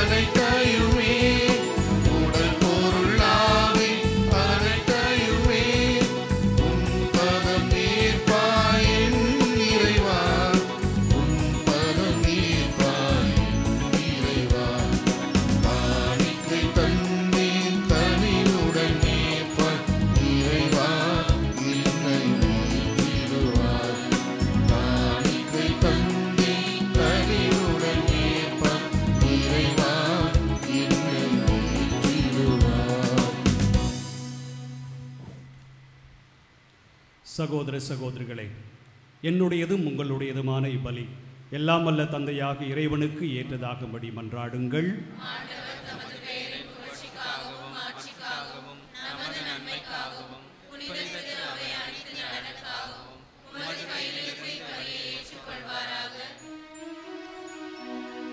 ஆண்டவரே, இப்பலி பொருட்களோடு உம்மக்களின் மன்றாட்டுக்களை ஏற்றருள உம்மை வேண்டுகின்றோ. இவ்வாறு உம்முடைய திருமகனின் தாயான புனித மரியாவின் பரிந்துரையால் எந்த ஒரு மன்றாட்டும் புறக்கணிக்கப்படாமலும் எந்த ஒரு வேண்டலும் வீணாகாமலும் இருப்பனவாக எங்கள் ஆண்டவராகிய கிறிஸ்து வழியாக உம்மை மன்றாடுகின்றோ.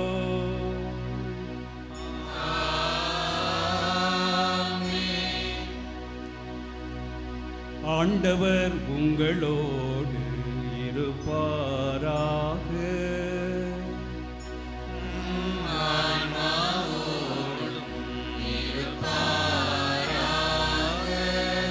இதயங்களை மேலே எழுப்புங்கள்.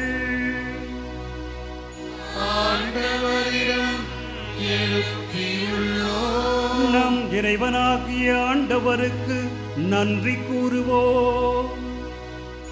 அது தகுதியும் நீதியும் ஆனதே. ஆண்டவரே, தூயவரான தந்தையே, என்றுமுள்ள எல்லாம் வல்ல இறைவா, என்னாலும் எவ்விடத்திலும் நாங்கள் உமக்கு நன்றி செலுத்துவதும் எப்பொழுதும் கன்னியான புனித மரியாவின் வணக்க நாளில் நாங்கள் உம்மை போற்றி புகழ்ந்து மாட்சிப்படுத்துவதும் மெய்யாகவே தகுதியும் நீதியுமாகும். எங்கள் கடமையும் மீட்புக்குரிய செயலும் ஆகும். தூய ஆவின் நிழலிட்டதால் அந்த அன்னை உம்முடைய ஒரே திருமகனை கருத்தாங்கி தமது கன்னிமையின் மாட்சியில் நிலைத்து நின்று நிலையான ஒளியாகி எங்கள் ஆண்டவர் இயேசு கிறிஸ்துவை உலகுக்கு அளித்தார். அவர் வழியாகவே உமது மாண்பை வான தூதர் புகழ்கின்றனர். தலைமை தாங்குவோர் உம்மை வழிபடுகின்றனர். அதிகாரம் செலுத்துவோரும் திருமுன் நடுங்குகின்றனர். அவர்களோடு எங்கள் குரலையும் சேர்த்துக் கொள்ளுமாறு நாங்களும் உம்மை தாழ்மையுடன் இறைஞ்சி புகழ்ந்து அக்களித்து பாடுவதாவது.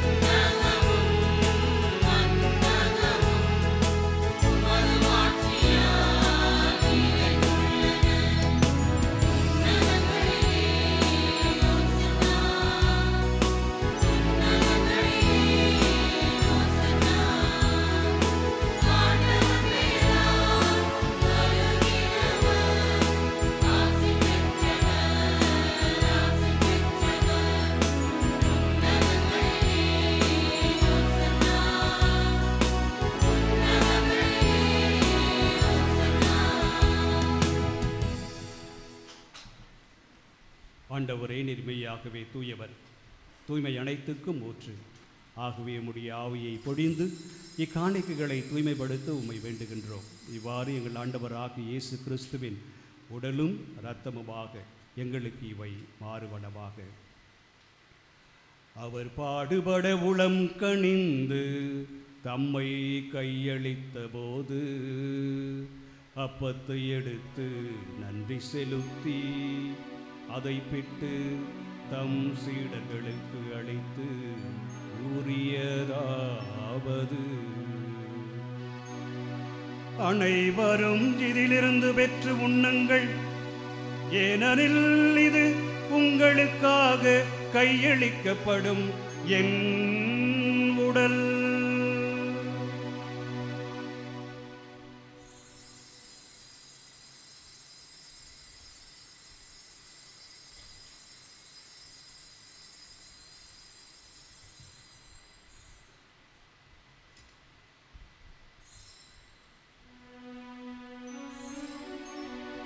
வண்ணமே இரவு விருந்தை அருந்திய பின் கிண்ணத்தையும் எடுத்து மீண்டும் உமக்கு நன்றி கூறி தம் சீடர்களுக்கு அளித்து அவர் கூறியதாவது: அனைவரும் இதிலிருந்து பெற்று பருகுங்கள், ஏனெனில் இது புதிய நிலையான உடன்படிக்கைக்கு உரிய என் இரத்தத்தின் கிண்ணம்.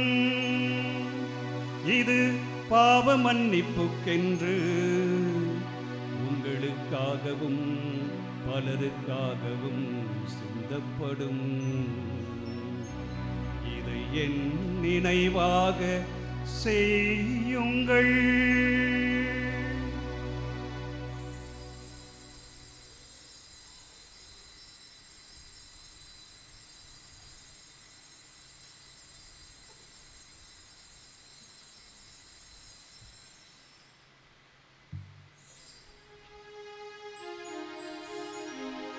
நம்பிக்கையின் மறைபொருள்.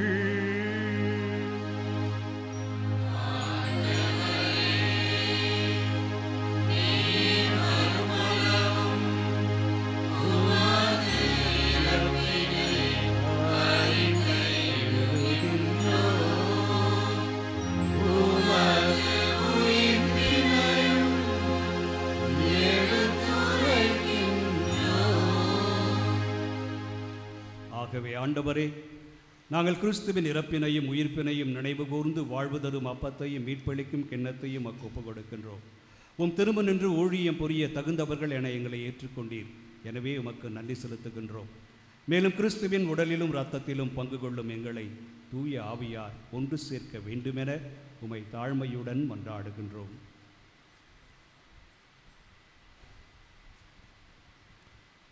ஆண்டவரே, உலகெங்கும் பரவி இருக்கும் அது திரு அவை நினைவு கூர்ந்தருளும். எங்கள் திருத்தந்தை பிரான்சிஸ், எங்கள் பேராயர் ஜார்ஜ், எல்லா திருநிலையினர் ஆகிய அனைவரோடும் உமது திரு அவை அன்பில் நிறைவு பெற செய்தருளும். மேலும் உயிர்த்தெழும் எதிர்நோக்குடன் துயில் கொள்ளும் எங்கள் சகோதர சகோதரிகளையும் இறந்தோர் அனைவரையும் இரக்கத்துடன் நினைவு கூர்ந்து உமது திருமுக ஒளியினுள் எச்சரிடம் எங்கள் அனைவர் மீதும் இரக்கமாயிரும்.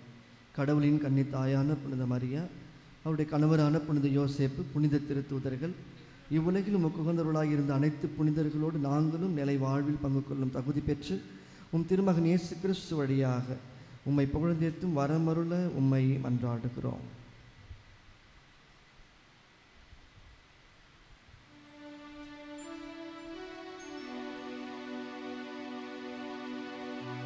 இவர் வழியாக இவரோடு இவரில் எல்லாம் வல்ல இறைவனாகிய தந்தையே, தூய ஆவியாரின் ஒன்றிப்பில் எல்லா புகழும் ஆட்சியும் என்றென்றும் உமக்கு உரியதே.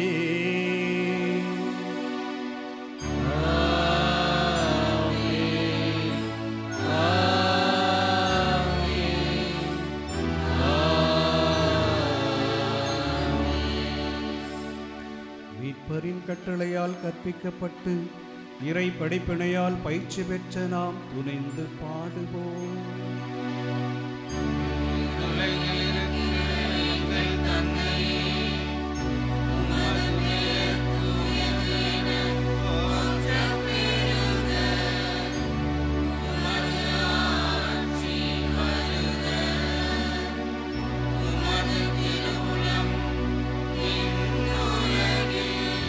நிறைவேறுவது போல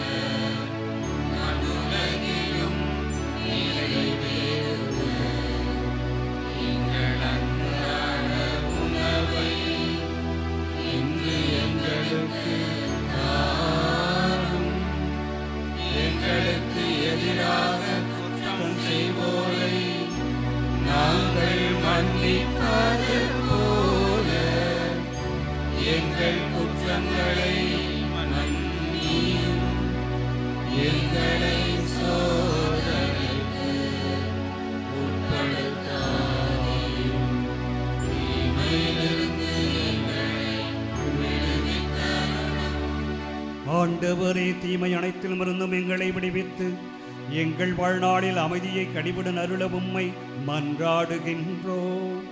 உமது இரக்கத்தின் உதவியால் நாங்கள் பாவத்திலிருந்து எப்போதும் விடுதலை பெற்று யாதொரு கலக்கமுமின்றி நலமாயிருப்போமாக. நாங்கள் எதிர்நோக்கியிருக்கும் பேரின்பத்துக்காகவும் எம் மீட்பராகிய இயேசு கிறிஸ்துவின் வருகைக்காகவும் காத்திருக்கின்றோம்.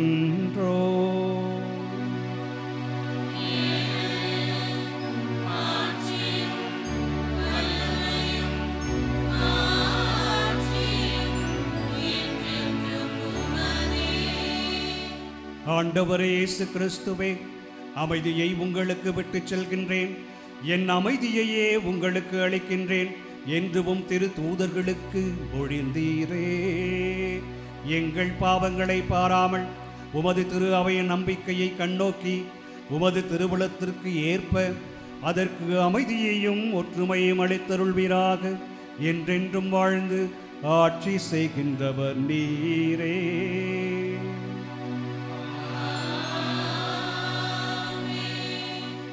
ஆண்டவருடைய அமைதி உங்களோடு என்றும் இருப்பதாக.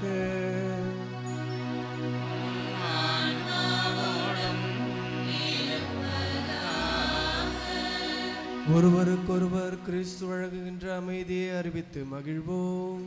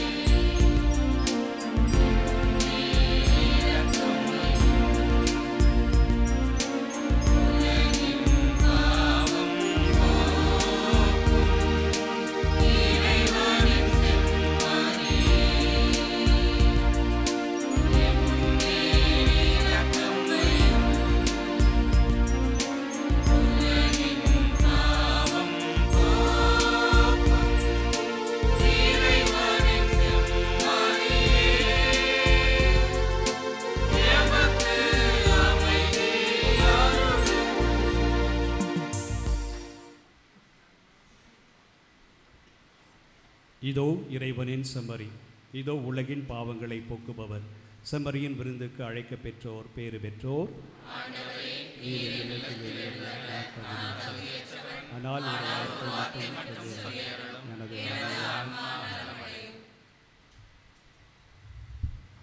இயேசுவின் திருவிருந்து பெறக்கூடிய நேரம் தயாரிப்போடு நாம் பெறுவோம். கத்தோலிக்கர்கள் அல்லாதவர்கள் யாராவது இருந்தால் திருவிருந்தில் பங்கெடுக்க வேண்டாம். நல்ல தயாரிப்போடு இயேசுவை பெற்றுக்கொள்வோம். ஆங்காங்கே குருக்கள், அருட்சகோரிகள் திருவிருந்து விழுங்க உங்கள் இடத்தை தேடி வருவார்கள். பயபக்தியோடு நாம் பெற்றுக்கொள்வோம்.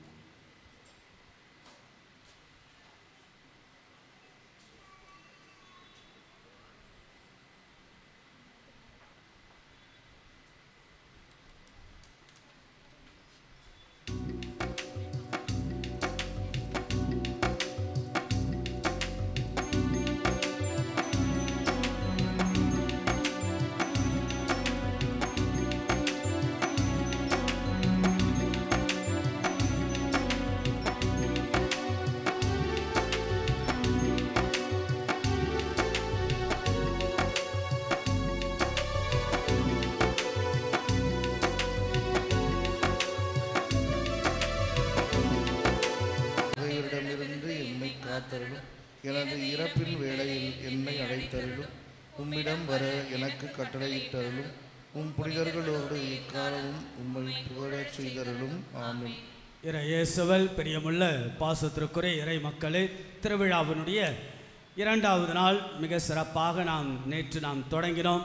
மீண்டுமாக இரண்டாவது நாள் நிறைய மக்களுடைய வருகை, இதெல்லாம் கடவுளுக்கும் அன்னை மரியாளுக்கும் உகந்தது. அன்பார்ந்தவர்களே, ரொம்ப அழகான குடும்பத்தை மையப்படுத்தி நாம் கருத்துக்காக நாம் எடுத்திருக்கின்றோம் இல்லையா? இந்த திருவிழா முழுவதும் the family, the pope of the family யாருன்னு தெரியுமா? ஏற்கனவே நான் சொல்லியிருக்கின்றேன். குடும்பங்களின் திருத்தந்தை. Who is that? Yes, mister Jacob. Yes, யாரு? திருத்தந்தை இரண்டாம் அருள்சென்னப். அவரை பற்றி வால்யூமாக நான் படித்தது உண்டு. திருத்தந்தை இரண்டாம் போப் ஆஃப் த ஃபேமிலி அவர் எழுதிய அழகான குடும்பத்தை பற்றிய திருத்தூது மடல் என்ன தெரியுங்களா? 1981 எழுதிய திருத்தூது மடல் த ஃபேமிலி என்ற ஒரு முக்கியத்தை வைத்து ஃபெமிலாரிஸ் கொன்சாசியோ என்கின்ற ஒரு திருத்தூது மடல் அதில் குடும்பத்தை மையமாக வைத்து எழுதுகிறார். The family is the centre of the Catholic church என்கிறார். பயங்கரமான வார்த்தைகள். ஆக குடும்பம்தான் திருச்சபை, குடும்பம்தான் சமூகம். த ஃபேமிலி அழுத்தம் திருத்தமாக நிறைய குடும்பங்களை பற்றி ரொம்ப அழகாக பேசியவர். அடுத்து நம்முடைய முன்னாள் திருத்தந்தை பெனடிக்ட் அவர்கள், அவரும் அதிகமாக பேசியிருக்கிறார். அவர் எழுதிய அழகான புத்தகம் திருத்தூது மடல் தேயுஸ் காரிதாஸ் எஸ்ட் என்று சொல்லப்படக்கூடிய கடவுள்தான் அன்பு, அன்பே கடவுள், குடும்பத்தில் அன்புதான் கடவுள். The centrality of the family is a love. Love is nothing but the god, God is nothing but the love என்ற அன்பை மையமாக வைத்து வாழுங்கள் என்கிறார். நம்முடைய பாப்பரசர் பிரான்சிஸ் அவரும் திருத்தூது மடல் ரொம்ப அழகாக எழுதி கொடுத்திருக்கிறார். அவர் எழுதிய திருத்தூது மடல் த அமரோஸ் லெத்திஷியா என்று சொல்லப்படக்கூடிய திருத்துமல். ஆக எல்லா குடும்பங்களும் வலுப்பெறுகிறது இயேசுவால். இயேசு கிறிஸ்து தான் மையம். இயேசு மையப்படுத்தி வாழக்கூடிய குடும்பங்கள் கடவுள் வாழ வைத்து கொண்டே இருக்கிறார். ஏன் இதை சொல்ல என்றால் ரொம்ப அழகாக இந்த நாளுடைய மறையுரை ரொம்ப அழகாக அமைந்தது. இறையியல் சிந்தனை, திருத்தந்தையர்களுடைய அழகான மேற்கோள்கள், விவிலியத்தை பற்றிய மேற்கோள்கள், அதோடு நடைமுறை வாழ்க்கைக்கு என்ன தேவை என்பது ரொம்ப அழகாக அற்புதமாக இந்த நாளுடைய மறையுரை அமைந்திருந்தது. மிகுந்த மகிழ்ச்சி. அன்புக்குரியவர்கள், இந்த நாளிலே சிறப்பாக உங்களை எல்லாம் பார்ப்பது அவ்வளவு மகிழ்ச்சி. வாரம் இல்லையா? ஆகையால் ரொம்ப அழகாக நம்ம எல்லோரும் தொடங்கி சென்று கொண்டிருக்கிறோம். நிச்சயமாக மகிழ்ச்சி. எல்லாரும் வருகின்ற பொழுதுதான், எல்லோரும் வருகின்ற பொழுது. இன்றைக்கி இது எத்தனாவது திருப்பலி? 9வது திருப்பலி. ஜஸ்ட் இமேஜின், காலையிலிருந்து நிறைய மக்கள். ஆக மிகுந்த மகிழ்ச்சி தான்.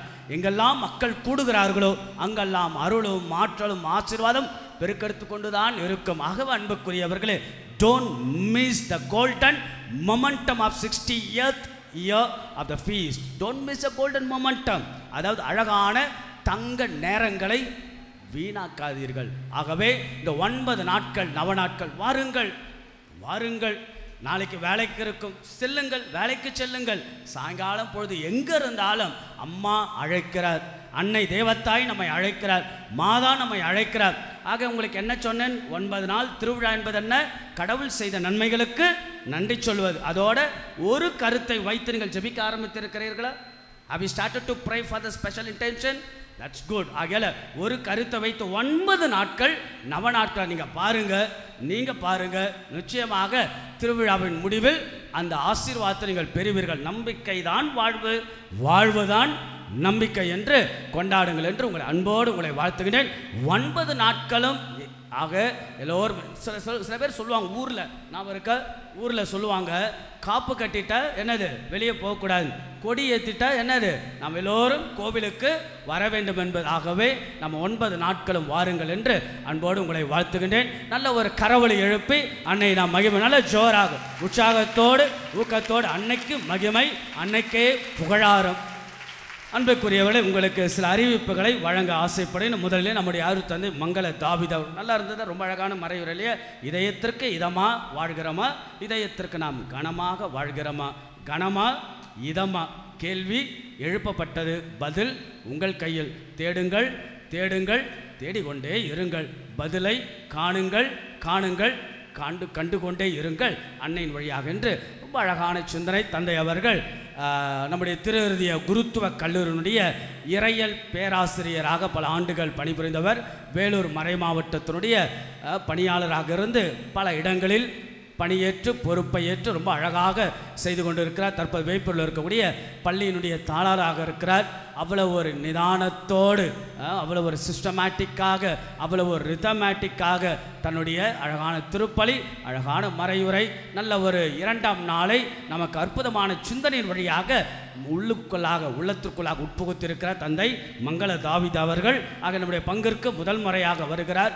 மிகுந்த மகிழ்ச்சி. அவர் சொல்லிக்கொண்டே இருந்தார், பங்கை பற்றி பிரமித்து போகிறார்.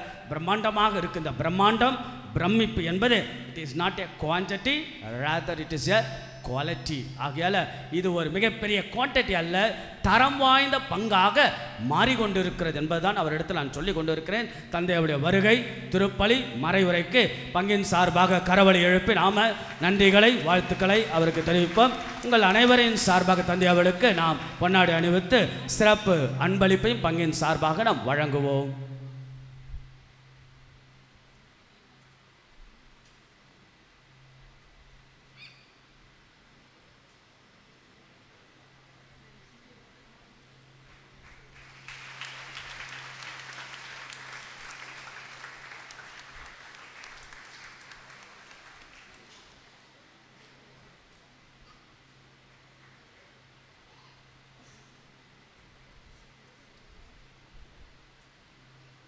அதோடு இணைந்து நமக்கு இந்த நாட்கள் நிறைய அருட்தந்தையர்கள் வருகிறார்கள்.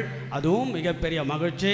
குறிப்பாக இன்றைய நாளில் நம்மோடு இணைந்திருக்கக்கூடிய அருட்தந்தை ஜோ ஆண்ட்ரூ அவர்கள் ரொம்ப அருமையான மனிதர், ரொம்ப பழகுவதற்கெல்லாம் ரொம்ப எளிமையானவர். தந்தை பார்ப்பதற்கு எளிமையாக இருந்தாலும் பெரிய பொறுப்பில் இருக்கிறார்.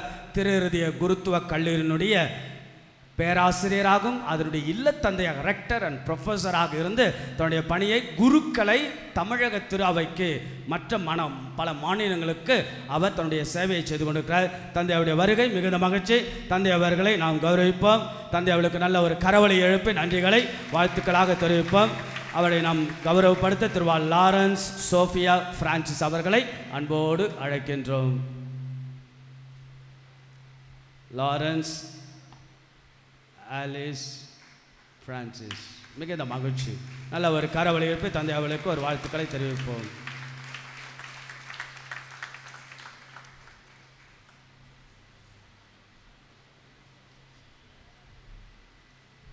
அதைத் தொடர்ந்து அருட்தந்தை கிளமெண்ட் அவர்களை அன்போடு வரவேற்கின்றோம். சிறப்பாக அருட்தந்தை கிளமெண்ட் அவர்கள் திருவள்ளூர் பங்கினுடைய பங்கு தந்தையாக மறைவட்டத்தை முதன்மை குருவாக இருக்கின்றார். தந்தை அவர்கள் ஒரு அழகான ஆலயத்தை கட்டி எழுப்பி கொண்டிருக்கிறார். இப்போ சொல்லி கொண்டிருந்தார், ஆலயத்தின் முகப்பில் பாத்திமானுடைய சுரூபத்தை வைக்க போகிறேன் என்று சொல்லி கொண்டிருக்கிறார். பாத்திமானுடைய அருமையான பக்தர்.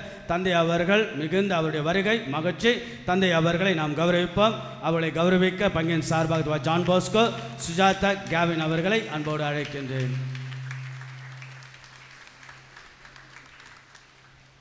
அதைத் தொடர்ந்து அருட்தந்தை அருள்ராஜ் அவர்கள் நம்முடைய ஆவடி அண்ணா நகரனுடைய பங்கு தந்தை, முன்னாள் பிஎஃப் ஆக மீஞ்சூர் மறைவட்டத்துக்கு இருந்தார். ரொம்ப ஆர்வத்தோடு உற்சாகமாக செயல்படுவர். தன்னுடைய வழக்கறிஞராக பணிகளை புரிந்து கொண்டிருக்கிறார். மிகுந்த மகிழ்ச்சி. தந்தை அவர்களை கௌரவிப்போம். தந்தை அவர்களை அன்போடு வரவேற்கின்றேன். திருவாளர் ரான்சம் இசபெல்லா தேவராஜ் அவர்கள் தந்தை அவர்களை கௌரவப்படுத்துகிறார்கள், அன்பளிப்பையும் வழங்குகிறார்கள். கரவொலி எழுப்பி நம்முடைய நன்றிகளை தந்தை அவர்களுக்கு நாம் தெரிவிப்போம். அதைத் தொடர்ந்து அருட்தந்தை தேவநேசன் அவர்கள் நம்முடைய பங்குக்கு அவ்வப்பொழுது வருகை தந்து உதவி செய்கிறார்.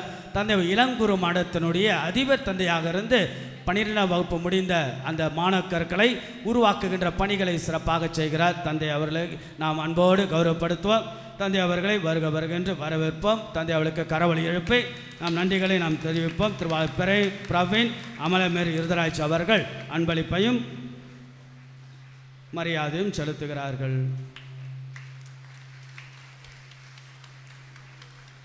அதைத் தொடர்ந்து தந்தை அமீர் அவர்கள் ஆற்காடில் இருக்கக்கூடிய பள்ளியினுடைய பிரின்சிபலாக இருக்கின்றார். நமக்கு அவ்வப்பொழுது வருகை தந்து உதவிகளையும் செய்கிறார். தந்தை அவர்களையும் நாம் அன்போடு கௌரவிப்போம். அன்போடு அழைக்கின்றேன். கரவொலி எழுப்பி தந்தை அவர்களை நாம் கௌரவப்படுத்துவோம். ஒரு உற்சாகம் நிறைந்த கரவொலியை நாம் கொடுப்போம்.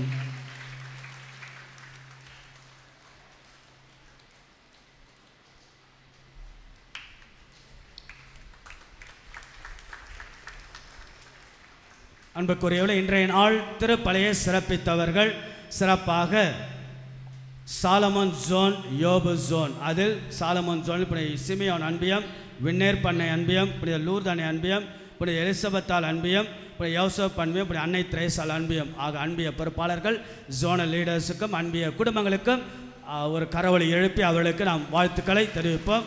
வாழ்த்துக்கள். சிறப்பாக சிறப்பித்தீர்கள், நன்றாக படித்தீர்கள். இங்கே எல்லாமே தயாரிப்போடு சிஸ்டமேட்டிக்காக முன்கூட்டியே வந்து தயாரித்து பயிற்சியெல்லாம் கொடுத்து நாம் செய்து கொண்டிருக்கிறோம். மிகுந்த மகிழ்ச்சி. ஒத்துழைப்புக்கு மிகுந்த நன்றி.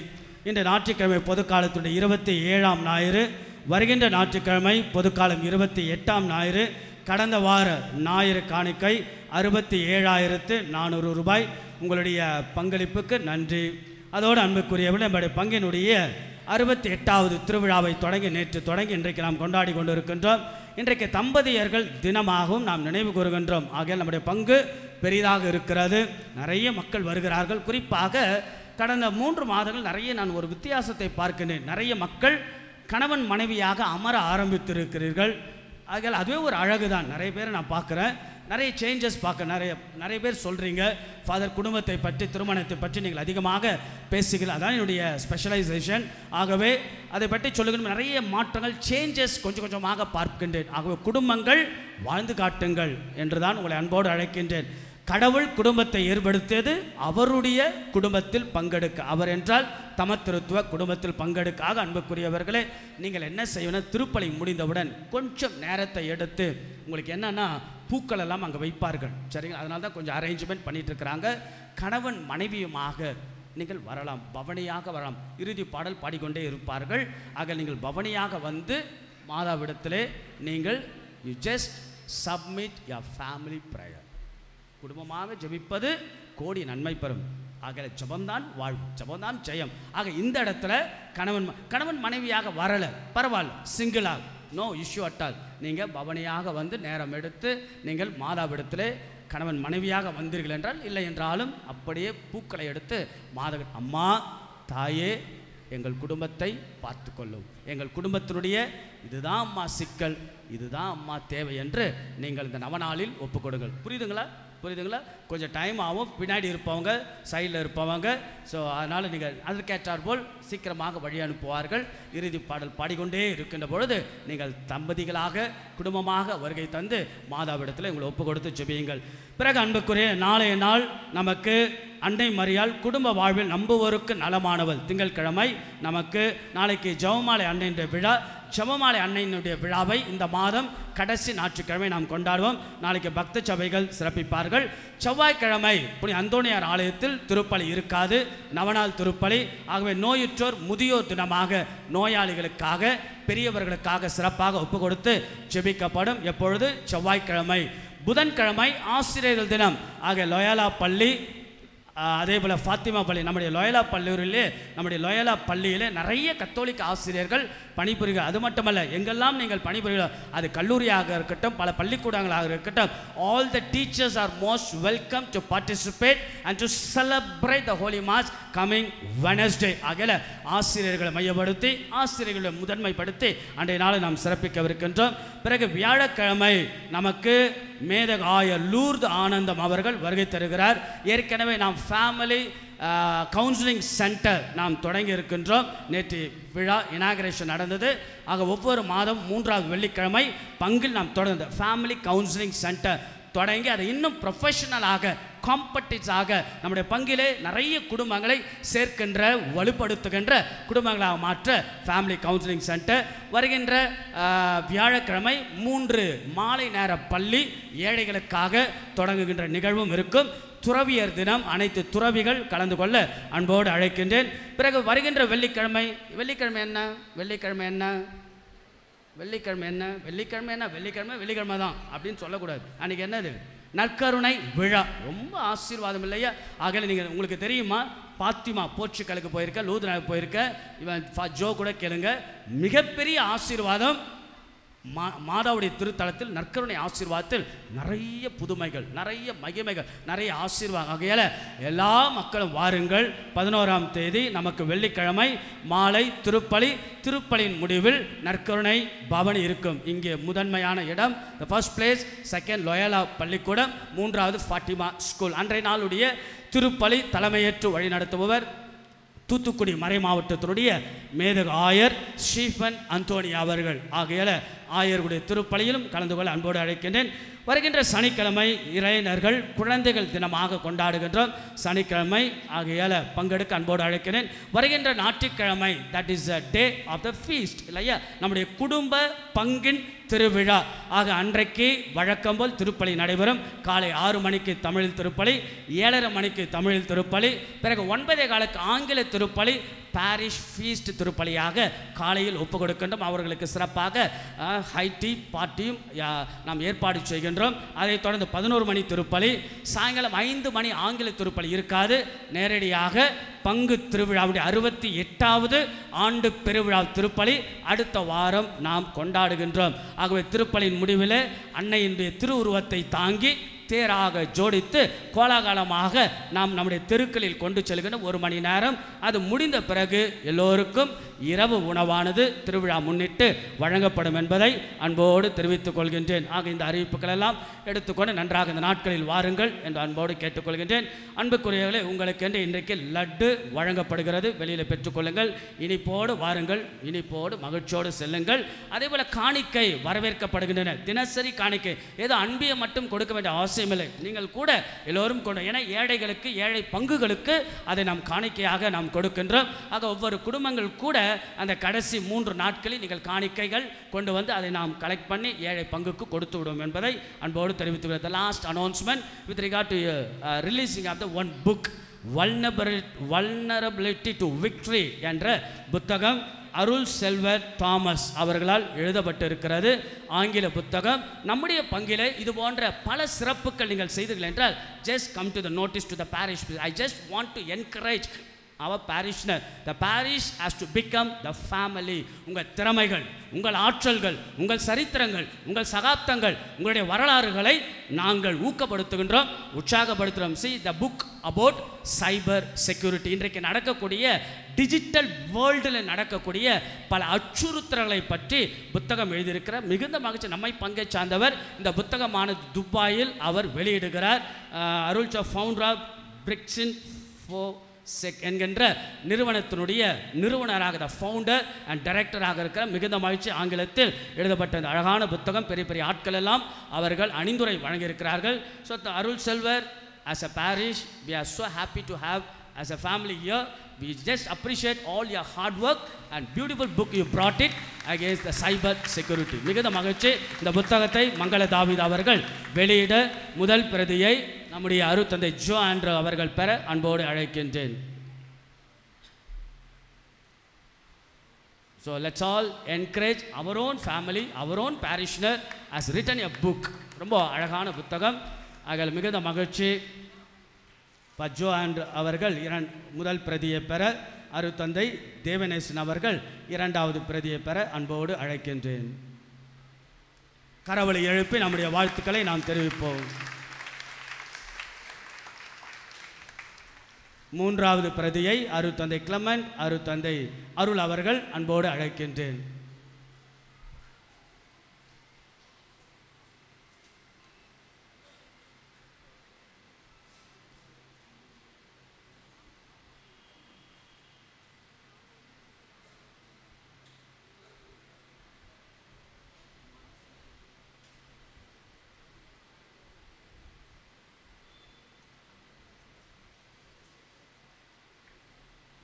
ஸோ மிகுந்த மகிழ்ச்சி. மகிழ்வோடு செல்லுங்கள், நன்றாக வாழுங்கள் என்று உங்கள் அன்போடு வாழ்த்துக்கிட்டேன். இழந்து நிற்போம். ஆண்டவருடைய ஆசீர்வாதத்திற்காக நாம் ஜெபிப்போம். செல்லுவதற்கு முன்பாக யார்கிட்ட நம்ம சொல்லிட்டு போகிறோம்? யார்கிட்ட சொல்லிட்டு போகிறோம்? அம்மா கிட்ட சொல்லிட்டு போகிறோம். எப்பவுமே ஞாபகம் வச்சுங்க, அம்மா என்றால் அழகு, அம்மா என்றால் ஆற்றல், அம்மா என்றால் பலம், அம்மா என்றால் உயிர், அம்மா என்றால் சக்தி, அம்மா என்றால் மிகப்பெரிய ஒரு அருள். அன்னையோடு தோல்வி இல்லை, அன்னை இன்று வாழ்வில் வெற்றியும் இல்லை. வெளியே இருப்பவர்கள் எல்லாரும் அன்னையுடைய திருமுகத்தை நாம் பார்ப்போம். ரொம்ப அழகான நேரம். எல்லோரும் கரங்களை உயர்த்துவோம். ரொம்ப கரங்களை அழகாக உயர்த்தி அம்மா இடத்துல ஒப்பு கொடுப்போம். அருள் நிறைந்ததாய், ஆசீர்வதிக்கின்றதாய், ஆற்றல் நிறைந்ததாய், விண்ணுக்கு மதியானதாய், வாழ்வுக்கு நீதியானதாய், கண்ணுக்கு காட்சியானதாய், கற்புக்கு சாட்சியானதாய், பண்ணுக்கு தாளமானதாய், பாசத்திற்கு பாலமானதாய், இதயத்திற்கு இதமானதாய், எல்லோரையும் நேசிக்கின்றதாய், எல்லோருக்கும் எல்லாமுமாக இருக்கக்கூடிய தாய். தாயிடத்தில் நம்ம இப்போ நம்முடைய தாய் பங்கின் பாதுகாவலி, நம் குடும்பத்தினுடைய உயிர் நாடி, நம்முடைய குடும்பத்தினுடைய ஆதாரம், நம்முடைய குடும்பத்தினுடைய ஆற்றல், நம்முடைய குடும்பத்தினுடைய அடிநாதம், நம்முடைய குடும்பத்தினுடைய அடிவேர், நம்முடைய குடும்பத்தினுடைய அடி ஆசீர்வாதத்தினுடைய எப்போதும் இருக்கின்றார். ஆக தேவ தாயிடத்தில் நம்ம ஒப்பு கொடுப்போம். அன்னையே தேவ தாயை கரங்களை உயர்த்தி கொண்டு உம்மை பார்த்து கொண்டு உம்மை ஜெபித்து கொண்டு எங்கள் குடும்பத்தை ஆசீர்வதிப்பீராக, எங்கள் தொழிலெல்லாம் ஆசீர்வதிப்பீராக, எங்கள் குடும்பத்தினுடைய சிக்கல்கள் எல்லாம் தீர்த்து வைப்பீராக, எங்கள் குடும்பத்தினுடைய மர்ம முடிச்சுக்கள் எல்லாம் அவிழ்ப்பீராக. இதோ நாங்கள் மனசுக்குள்ளாக சில வேதனைகளோடு கணவனிடையே மனைவிடையே புரிதல் இல்லாமல் நாங்கள் வாழ்கின்றோமே, தனிமையாக இருக்கின்றோமே, தனியாக நாங்கள் வாழ்கின்றோமே, மன வேதனையோடு மன வலிகளோடு மன கஷ்டங்களோடு நாங்கள் போராடுகின்றோமே. தாயே நீ நிச்சயமாக செவி சாய்ப்பீர் என்று நம்புகின்றோம். நிச்சயமாக இந்த திருவிழாவுக்குள்ளாக எங்கள் குடும்பத்தில் ஒரு மாற்றத்தை கொடுப்பீராக, இந்த திருவிழாவுக்குள்ளாக எங்கள் குடும்பத்தில் ஒரு மாபெரும் சமாதானத்தை கொடுப்பீராக, இந்த திருவிழாவுக்குள்ளாக எங்கள் குடும்பத்தில் ஒரு அமைதியை கொடுப்பீராக, எங்கள் குடும்பம் ஆசீர்வாதம் பெறட்டும். அம்மா தாயே உம்மை பார்ப்போர் எல்லாரையும் ஆசீர்வதியும், ஜெபிப்போர் எல்லோரையும் ஆசீர்வதியும், நம்பிக்கையோடு வேண்டுகின்ற அத்தனை பேரையும் ஆசீர்வதியும்.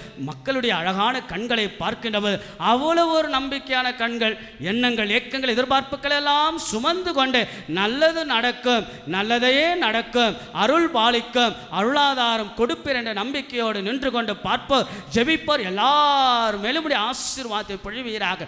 ஆகவே தேவத்தாயே இந்த 9 நாட்கள் தொடர்ந்து வரக்கூடிய அத்தனை மக்கள், வருகை தரக்கூடிய அத்தனை மக்கள், ஒவ்வொருவரும் வைத்திருக்கக்கூடிய வேண்டுதல்கள், வேண்டும் வரங்கள் எல்லாம் பொழிகின்ற தாயே உம்முடைய அருளால் ஆசீர்வாதத்தால் நிரப்புவீராக. எங்கள் பங்கின் பாதுகாவலர் பாத்திமா அன்னையே இங்கே குழுமிருக்கின்ற எல்லா மக்கள் மேலும் இன்றைக்கு வந்தவர்கள் வர இயலாதவர்கள் அத்தனை பங்கில் உள்ள குடும்பங்கள் எல்லாம் ஆசீர்வதிப்பீராக. மன வருத்தங்களோடு மன கவலைகளோடு நிற்பவர்கள் கூட ஒரு மிகப்பெரிய ஒளியை, அருளை, ஆற்றலை பெறுவார்களாக.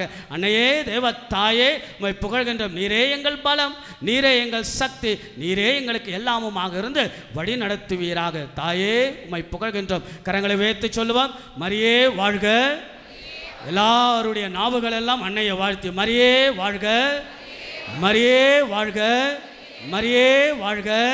எங்களுக்காக வேண்டிக் கொள்ளும் அன்னையாம் ஆரோக்கிய தாயே, எங்கள் பங்கின் பாதுகாவலியான பாத்திமா அன்னையே, எங்கள் குடும்பங்கள் எல்லாம் ஆசீர்வதிக்கின்ற பாத்திமா அன்னையே, எங்கள் தொழிலெல்லாம் ஆசீர்வதிக்கின்ற பாத்திமா அன்னையே, எங்கள் குழந்தைகளெல்லாம் ஆசீர்வதிக்கின்ற பாத்திமா அன்னையே, வேண்டும் வரங்களை பொழிகின்ற பாத்திமா அன்னையே, எங்கள் தாம்பத்திய வாழ்வெல்லாம் ஆசீர்வதிக்கின்ற பாத்திமா அன்னையே, எங்கள் குடும்ப வாழ்வெல்லாம் ஆசீர்வதிக்கின்ற பாத்திமா அன்னையே. அன்னையோடு தோல்வியில்லை, அந்த அன்னை இன்று வாழ்வில் வெற்றியும் இல்லை. தொடர்ந்து இறுதி ஜபம், அதைத் தொடர்ந்து பாடல், அதைத் தொடர்ந்து தம்பதியர்கள் வருகை தந்து பூக்களை அன்னையிடத்தில் வைத்துவிட்டு மகிழ்வோடு செல்லுங்கள் என்று அன்போடு கேட்டுக்கொள்கின்றேன். இறுதி பாடலானது இப்பொழுது பாடப்படும். பாத்திமா அன்னையை வாழ்த்திய பாடல். மக்கள் நீங்கள் பெரிய அளவில் இருந்தாலும் அந்த பூக்களெல்லாம் அழகாக நீங்கள் வைத்துவிட்டு செல்லுங்கள். பங்கு பேரவையினுடைய செயற்குழு உறுப்பினர்கள் சேர்ந்து வழி நடத்துங்கள். ஆகையால் மக்கள் எல்லோரும் தம்பதிகளாக வாருங்கள். நேரம் எடுத்துக்கொண்டாலும் ஆகையால் சீக்கிரமாக சென்றுவிட்டு செல்ல அன்போடு அழைக்கிறேன். பாடல்களை பாடுவோம். தீர்த்தமானது தெளிக்கப்படும். அருட்தந்தையர்கள் தீர்த்தம் தெளிக்க அன்போடு கேட்டுக்கொள்கின்றேன்.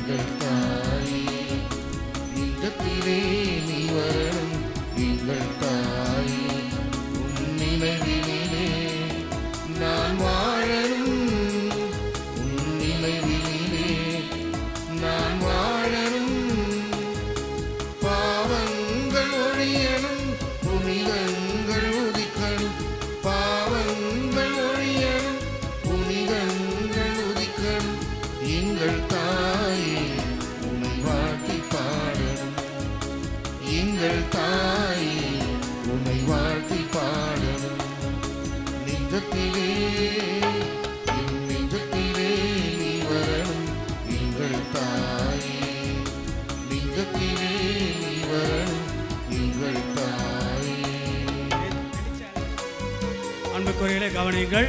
நேரமானாலும் கொஞ்சம் ஒத்துழைப்பு கொடுத்து நீங்கள் பூக்களை எடுத்து பாத்திமானியுடைய பாதத்தில் வைத்துவிட்டு செல்லுங்கள். பாடற்குழுவை 2-3 பாடல்களை நீங்கள் பாட அன்போடு கேட்டுக்கொள்கிறேன். வாழ்க்கையில் ஆயிரம் அன்பு மலரணும், உள்ளத்தில் அமைதி என்றும் இருக்கணும். வாழ்க்கையில் ஆயிரம் அமைதி என்றும் இருக்கணும். நீதி நேர்மைகள் என்னிடம் விளங்கணும். உண்மை உணர்வுகள் ஓங்கிட வாழணும். உன் பாதம் போற்றணும்.